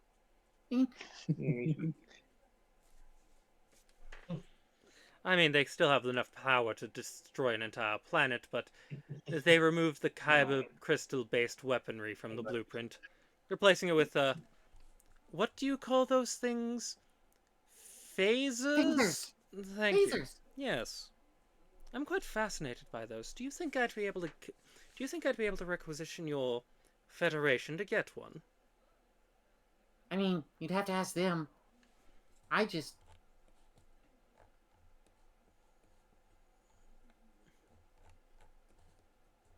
I was asking if you think I'd have a chance of getting one by requesting one I from your mean- Federation. We are technically allies. Yeah, they'll probably ask your intention. I want a good sidearm. I don't really have a ranged weapon. Then You yeah, could also requisition from the Imperium at Boltor. Though I don't know if you'd be able to handle that. I tried using one of your bolters once. It nearly popped my arm out of its socket. mean, I need more training Well, if I'm ever going to requisition that. holds up their phaser, not in like a threatening way, just like, see, I mean, they gave me one. Fair enough. But yes, I have looked into requisitioning things from your empire. I quite like several of your weaponry, but I need to get more training for use of it. Oh God. I would ask your help with it, but I fear your superhuman capabilities means that I am far, far beneath your capabilities in that regard.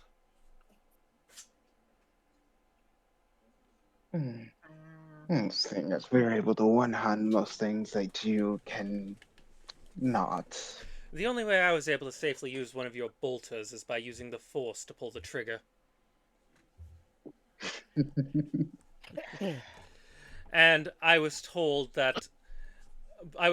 your astral path that that is a wasteful use of my powers.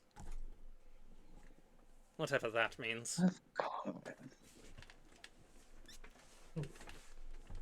But still. I do not disagree that requisitioning weaponry from your empire is useful for us.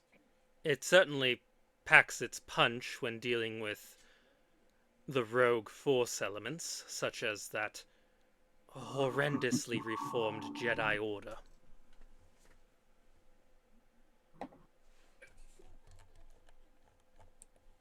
Say what you will of Empire being based around teachings from an old Xenos race. We have certainly made it very central around humanity. What is that creature species that you referred to me earlier, Set? The ones that assimilate others? We certainly did that with that culture. Oh, the Borgy Borgs? Yes, I think that's what they're called. If I remember correctly, they managed to get their hands on some orcs recently from your universe. Yes, that went actually remarkably well for them. Apparently, a creature fueled by rage, having everything stripped away from it, makes the perfect body for a mindless drone. Honestly, if we could get that Borg technology to function for us, it would be a really easy way to get all of your Xenos creatures to service us without any fight. Makes a face at that. Oh, what? Are you going to tell me that that is a cruel thing to do when we're talking about a species like the orcs, who do nothing but crave war and bloodshed? No, I'm saying it's a bad idea to trying to use Borg technology as a basis for anything. They tend to be very overriding. Oh, I was aware of that. The only time I've actually seen the Borg not being particularly overwriting is during the training mission we did in the holodeck involving the Mir universe, something or other, and Admiral Janeway. Yeah, that's a special case. I don't know. I quite liked that Marshal Janeway character. I can perfectly see how they service their empire well. But we're allies with your Federation, are we not? We must service your Federation as well as we would service our own empire. And, of course, service your empire as well as we would serve ours. He says, gesturing towards the Space Marines. We're allies, after all, no?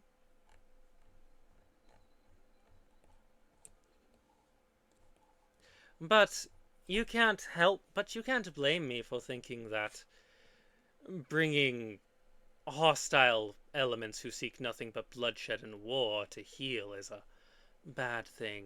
Can you now, little dragon? I mean, trying to get them to be less angry is a good thing, I guess. And if the only way that we have to stop them from being angry, bloodthirsty monsters is to spread something that would spread alongside their spores, then surely I'm in the right for my thought process, aren't I?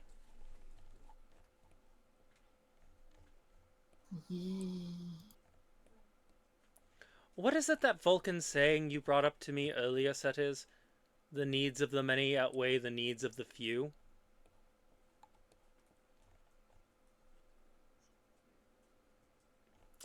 You can tell Captain Set does not like the fact that this guy is twisting Vulcan teachings. Well, they also have one that I quite like. Oh?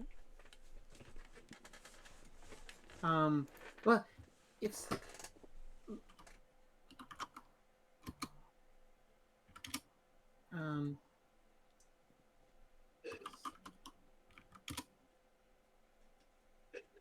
infinite diversity and infinite combinations. It's a core part of the Vulcan philosophy. Yes, yes, yes. Their diversity initiatives are brilliant. Don't get me wrong, dear. I quite agree that diversity can be very, very useful. But at what point does diversity become a problem?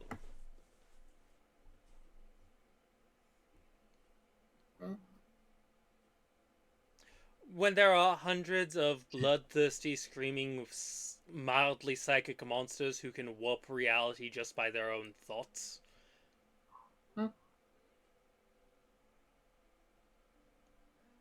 Your Federation already has me listed as a dangerous weapon, simply because I can lift you up in the air and spin you.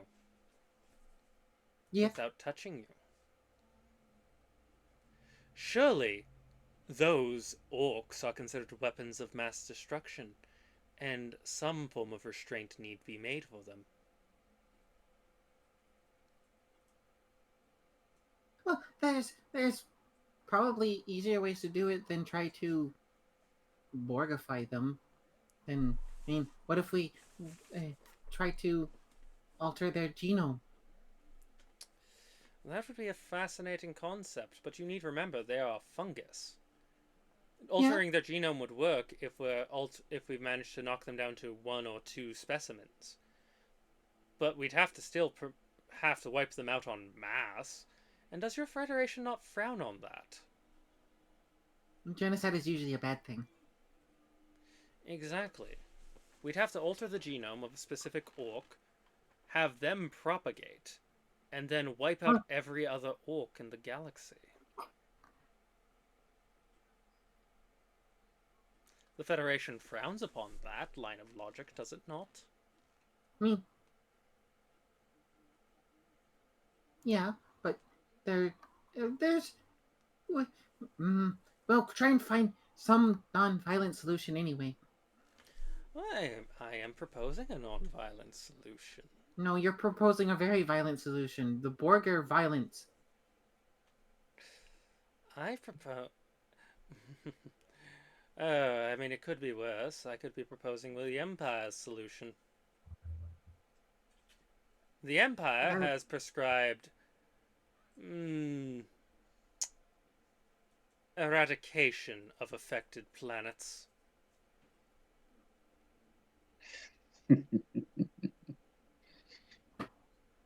I hate to cut this short, but I've got to go cook dinner. So I'm going to have to dip out, guys. Okay. Okay. I'm sorry. I'm sorry. I didn't expect it to start at 5. I thought it was starting later. That's my bad. I'll make sure next time I have dinner done before we start. Okay. It's okay. Don't worry. I am streaming this and it'll be put on YouTube so you can watch back anything you miss. Cool. And Appreciate we're just going through a kind of exposition block here anyway, because we don't have a lot of the parts of the ship right now. Like I said, I appreciate it. I'll read it back or watch it back. But yeah, I got to dip. Yeah. Sorry. I'm just trying to get kind of the understanding of what each of these different groups are like right now. So okay, cool. Yeah, that'll be a nice watch then. Yeah. Well, hey, Thray. Yes. Drink double for me and scorched fucking earth on any Xenos you find. I got you, brother.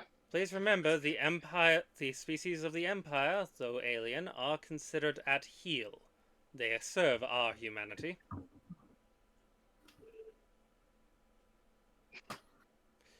And your Emperor seems to quite like the idea of humanity ruling over the Xenos. Mm. Oh, don't worry, little dragon. We aren't planning on taking over your Federation, if that's what you're thinking. And you're a Federation member, are you not? Yeah. You're equal in their eyes, so I will treat you as equal to me. At least in terms of species. I still outrank you quite heavily, I do believe. Yeah.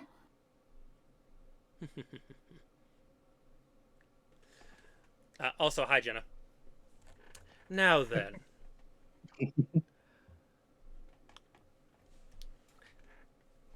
I know that it is an option that sounds like violence, but what is more violent? Taking out the orcs as swiftly and quickly as possible by destroying any planet we happen to find even a single orc spore on? The only way to ensure that they do not spread too far into other regions? Or to send something through them that prevents them from producing spores when they are in areas that would be poor for our survival, and ensure that those spores don't produce orcs that are innately hostile to everything.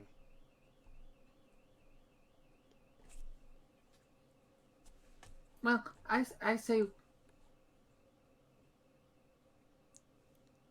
finding, trying to find peaceful solutions should be the first goal.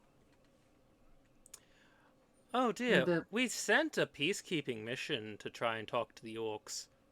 The orcs ate the peacekeepers.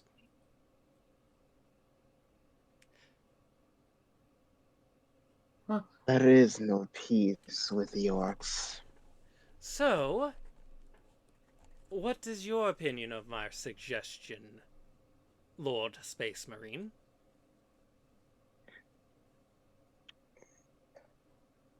In the long run, either way, we will have to wipe out the orcs. They do pose a problem in the end.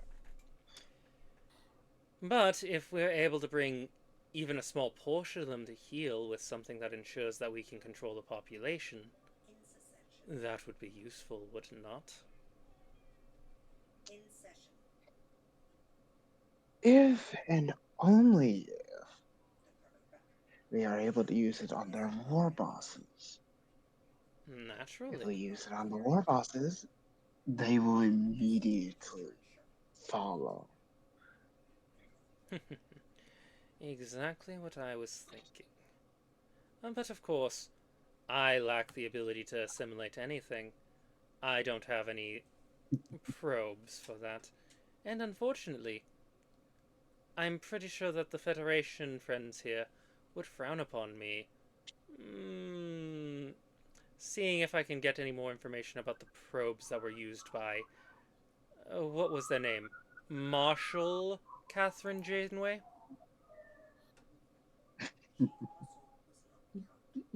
yeah. I don't know why you would frown upon me getting information that could help us with a species that won't see peace as an option.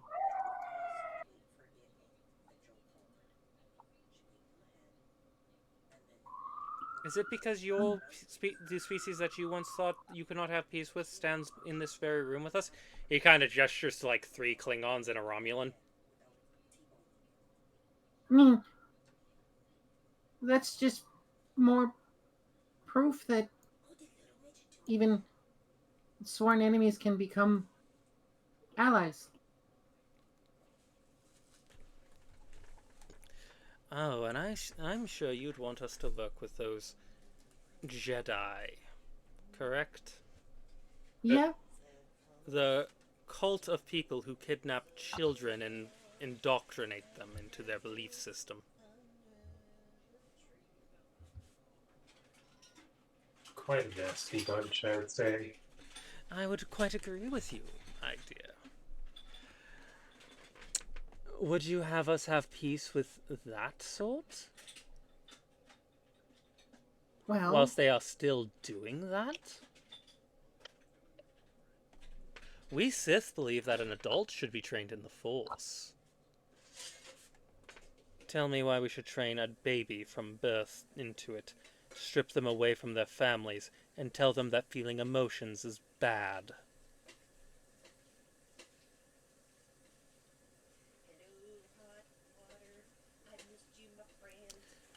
Hmm? well, there's some bad things about that too. And there's also some. I mean, maybe if we can talk to them and Oh, I won't stop you from talking with them. We know that they can be reasonable. But I would prefer to not be a member of those conversations. One of their leaders seems to get very upset when he sees me.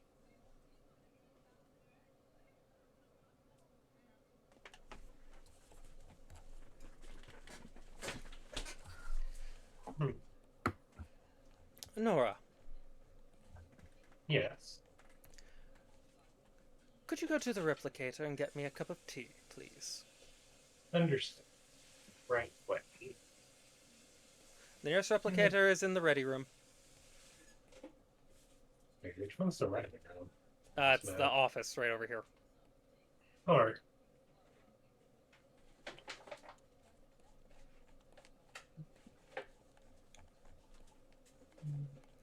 Now, little dragon. I don't disagree with you that your little notions for peace are absolutely well-intentioned and very well placed. But certainly you can see there are times where an enemy is not going to turn to your side, no matter how hard you try, right? yes, What do you do when an enemy refuses to change? well, And what if you have a solution that doesn't involve killing them, but forces them to change?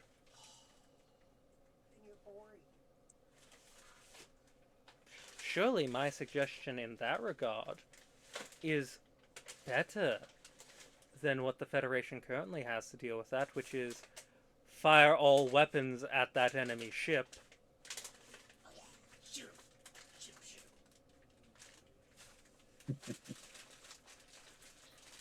Or do you disagree with that fundamentally? well, I think that what should happen is that if they are truly Unrepentant? unable to be made peace with, then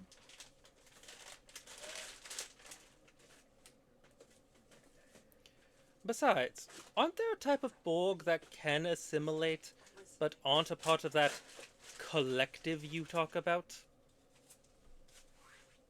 I mean, there's been Borg that have been Don't you call them the cooperative? yeah they're freed Borg from the from the normal Borg collective, though they don't assimilate people. I mean, they try not to. But surely using their technology to turn the orcs from a warmongering species into something more peaceful, your Federation would understand as a greater good scenario. Yes?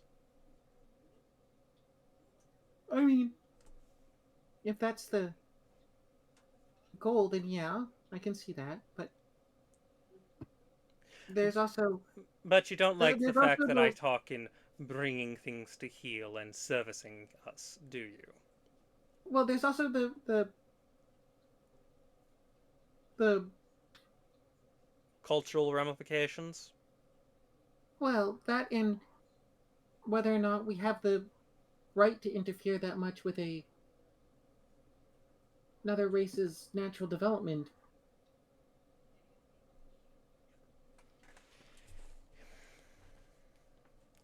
Dear, I would agree with you that interfering with the natural development of a species is not correct.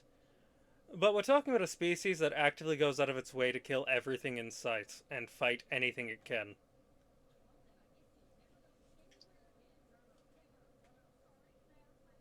They eat people.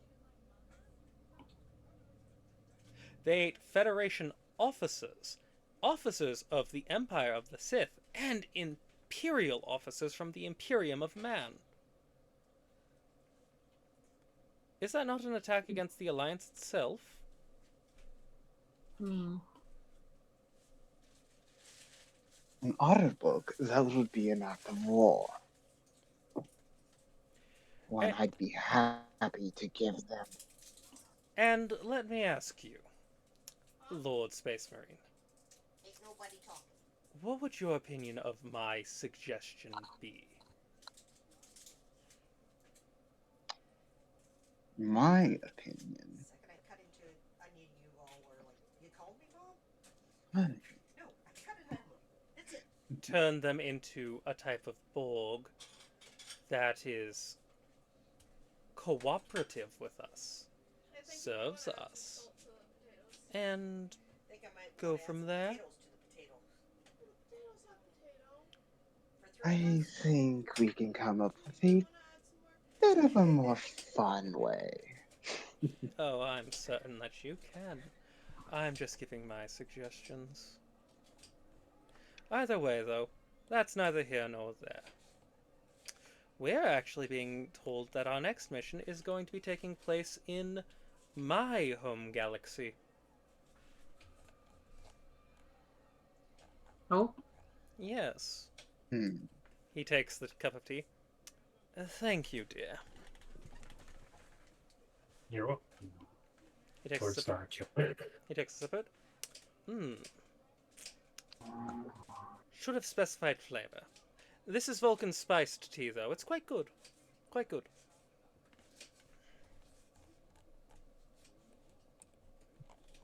I hope it is to your liking. My apologies for not knowing, for asking what you wished for. It is quite all right, dear. I should have specified when I gave the order. It was just an unexpected surprise. I quite enjoy this flavor of tea. Do not worry. Yes, we are going into my home territory. In fact, we're actually going to a planet I quite enjoy going back to every so often. Oh. Nora, you'll remember this planet. Right. Yes, considering it's the one I got you from. Shit. I see. What happened? The end of an era. I almost feel like I have to bury We're it. going back there. Oh. One of our spatulas just broke. oh, I've had this one since Rip. 1992. Mom, you're old. Oh, It's an old plastic spatula. and that shit lasted this long? Damn. Yep. Anyhow.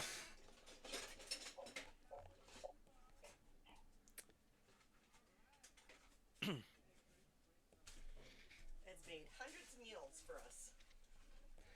But yes, we're actually going to the station that's orbiting around the planet where we got our friend Nora here.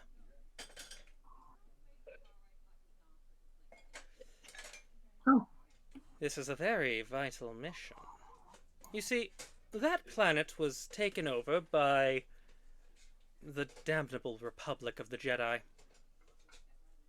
I see. No trouble. Quite. So, Star Trek and the Jedi's together. oh, there's more than that. So, we're making it a little mission to get back that planet for the Alliance. Because the Jedi certainly aren't willing to come to the negotiations table with the Sith ruling our empire. They wish to see us wiped out. Hmm. You cannot let that happen after all. Certainly not. So, our mission is simple, dears. We're going to go onto that station, which should have minimal resistance, maybe a few Jedi here and there, you know. And we're going to take the station back. Since it's the primary station in the system, taking it back should get us back the entire system. The solar system, to be more specific, in case you're wondering, small little dragon thing, what I meant. Okay. It sucks. It is unfortunate that this is the way things must be done. I am aware. But However, Hmm. actually, there's a the fact stands that we cannot allow the Jedi to take control of such vital resources as that planet holds. Both its population, he says, kind of gesturing towards Nora, as if indicating Nora's a native inhabitant of that planet, nor its materials. They are both vital for the functionality of the Empire.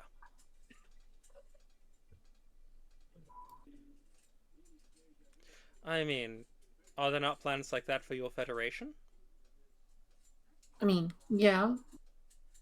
They would be very upset if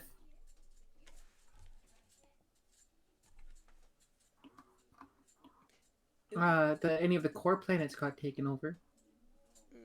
Yes, but this isn't necessarily a core planet. This is a fringe planet, technically. That's why it was taken over so easily. But surely you have planets on the fringes that you cannot afford to lose. Yes? Well, yeah. But of course, your allies are decently good, and it's not like we're talking about your Cardassian or Dominion demilitarized zones. Side note, I still think if we sent a sent a starbase over there, like, you know, the station stars, we'd be done with that little Dominion issue. But the Federation does not want to rule through threats, I suppose. Yeah. No matter how effective they can be.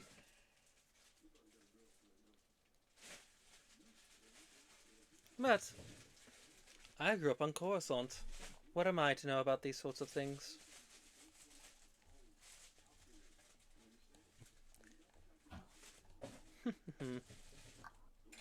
After he walks off, Kane is going to walk up.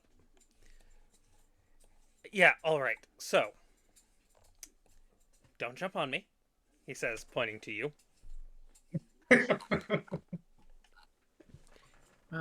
Like this jumps up on him. He shouldn't have said anything.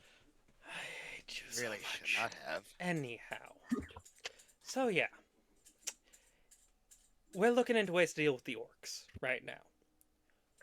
We think that planet's station, because the Jedi were using some experimental technology to take it over, might have some stuff that can turn the tides of some wars against those bloody greenskins against them. Alright? But we need you to help us take back that station when we get there. It's going to be a while before we get there, though. Any questions?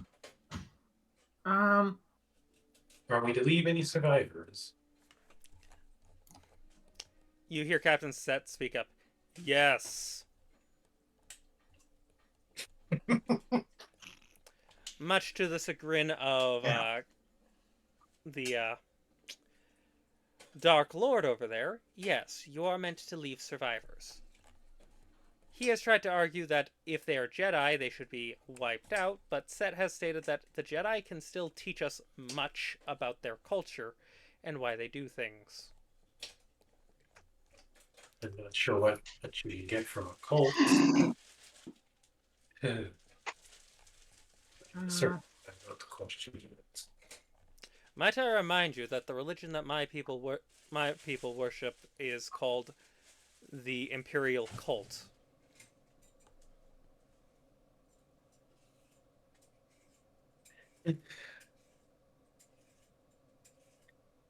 And don't your people have those creatures that worship those things called the prophets? Oh, yeah, but I mean, the Bajoran worship the prophets, but that's not representative of everyone. The Federation makes no restrictions on religious belief, and we make accommodations for it. Yet you want people from a cult that take children from their families. Well, that depends entirely on. Like, we do believe that most we don't we do believe that a lot of religious practices are by and large outdated and misplaced, but it is still your right to believe in what you wish. Okay, but is it not also but is it also not someone else's right? Kane says, looking at you. To state that their child should not be taken away from them because, quote, attachments breed weakness? Well, that is bad. That is wrong. But if there's ways of Lord Lord Skywalker has stated that everything he knows about that cult comes from his father, a former member of it. He says that they teach that emotions lead to weakness, which leads to anger, which leads to hatred, destruction, monstrous natures. That it leads to a life ruled by fear and hatred. At least that's their teachings. And that it is inevitably going to destroy everything. So, the only way to prevent that is to have Force people who have the capability of using the Force stripped from their parents when they're children and trained to not feel anything. Well, yeah, that's definitely wrong, but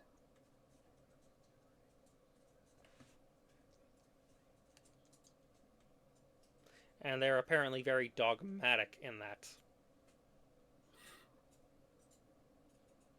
Yes? I mean,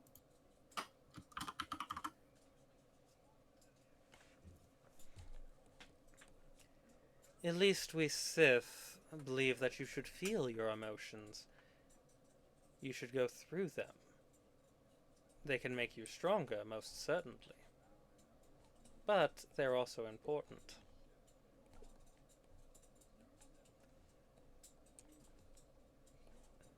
well, emotions are part of being sapient for the most part, unless you're. Captain Set finally walks over to you all and states, "Look. The Empire of the Sith want things to go one way. The Federation does not want the Empire of the Sith to just exterminate everything they have a slight issue with. We also don't want the Imperium of Man to do that, but we understand that that one's a little bit harder because their enemy forces also want them exterminated. So it's a little bit harder. Yes? Yeah. If you're able to, bring back, if you're able to, we will supply you with special, beacons. Basically, teleportation only comm badges. You are to put them onto any prisoners you are able to gather from the station. They will be brought over here for questioning, and then sent to a proper starbase for holding, and to see if we can figure out any way to rectify the culture of the Jedi so that we can end the war in that galaxy. Do I make myself clear? Right. Yeah. Good.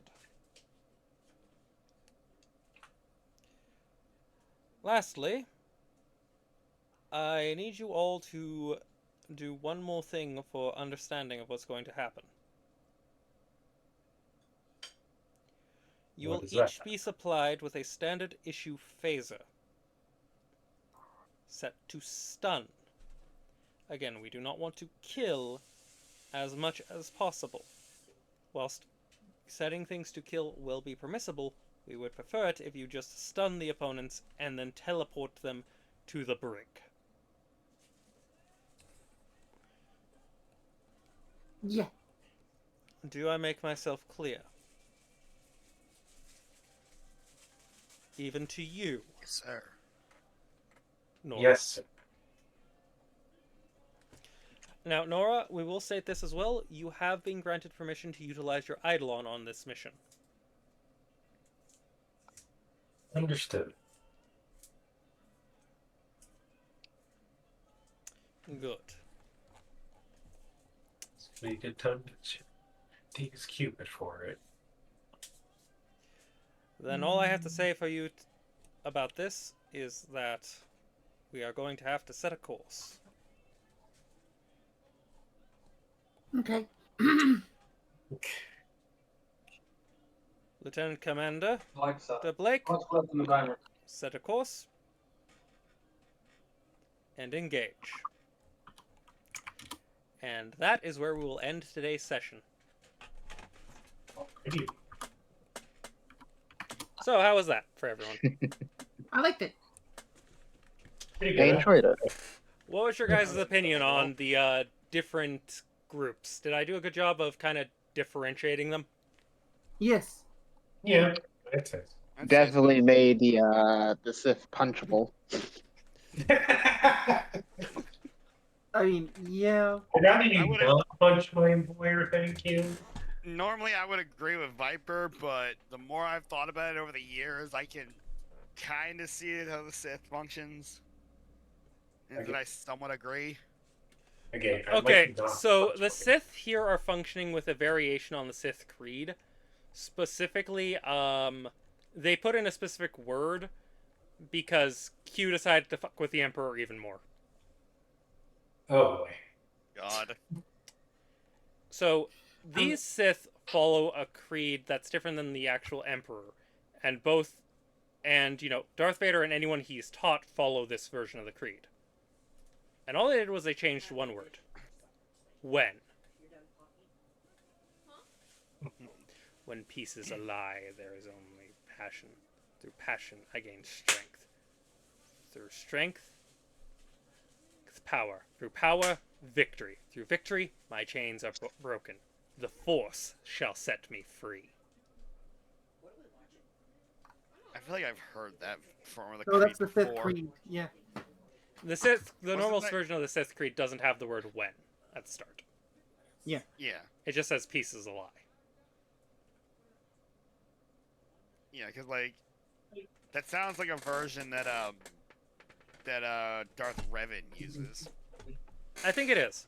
Basically, these versions of the Sith embrace all of their emotions, including love, to a point that they've understood that that can actually give you more power. Thing is, Yeah. both the Jedi and Sith normally avoid love. That's why he's so nonchalant and kind, despite, being a Sith, and he probably would have, force choked his subordinate for even questioning him once. If he had just followed the normal creed.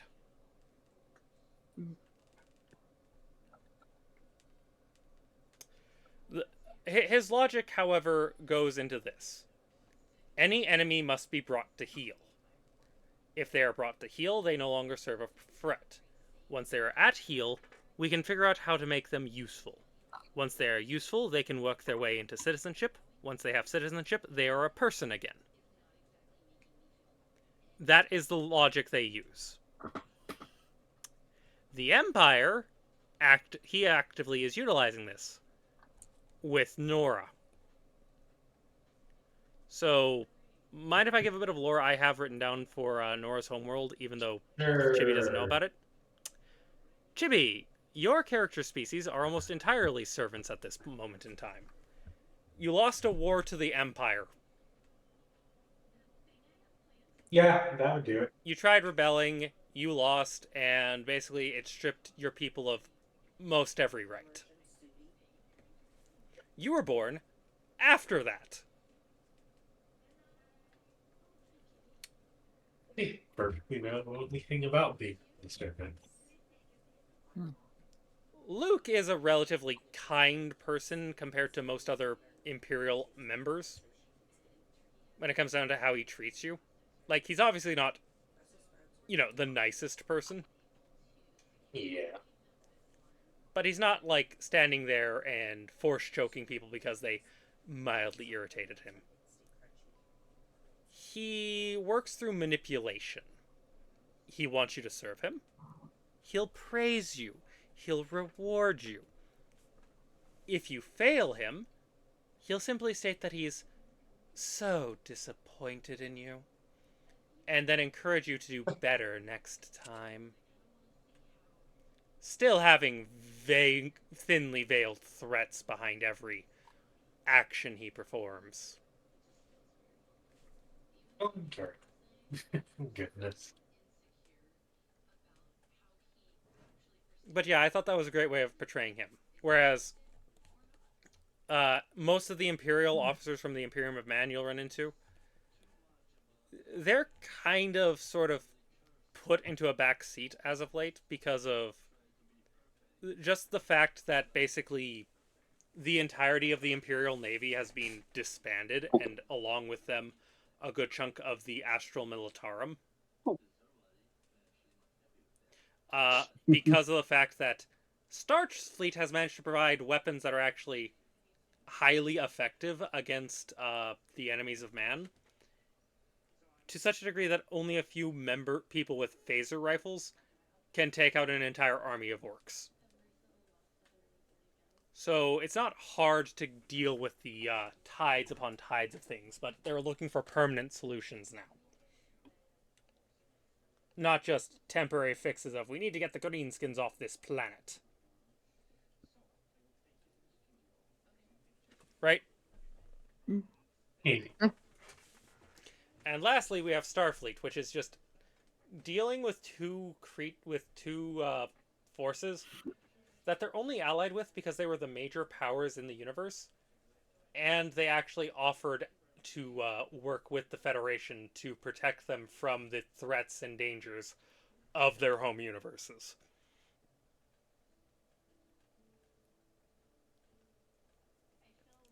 Because, surprise, surprise, the Federation's not exactly prepared to deal with a bunch of people swinging around laser swords. Or orcs. Their kill is going crazy. And she's staring at me while I was doing it too. Goodness.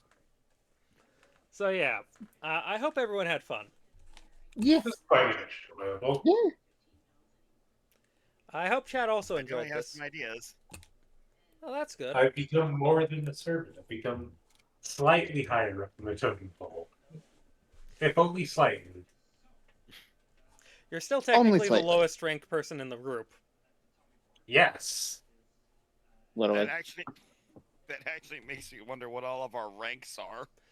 Or in terms of like the different factions. You're all alright. So, do you want your equivalent rank so that we're all on the same page? Sure. Sure. You're all, Make it easier. yeah, with the exception of Chibi's character, you're all considered lieutenants. Okay. Chibi's character is considered a cadet. Damn. Okay. Mhm. Hey, it's better than what I was before, technically. I'll give you that one. I actually got something more than just what could be considered treats. I'll take the beanbag chair over there. She loves thinking it. You're getting freshly puffed up. Anyhow, chat, I am going to send you off to someone. I hope you all had fun. I will see you again next time. Hopefully next week we'll be able to do this again. Hopefully. Yeah. But until then, from all of us to you, bye. Bye. Farewell. I'll do shit I won't do.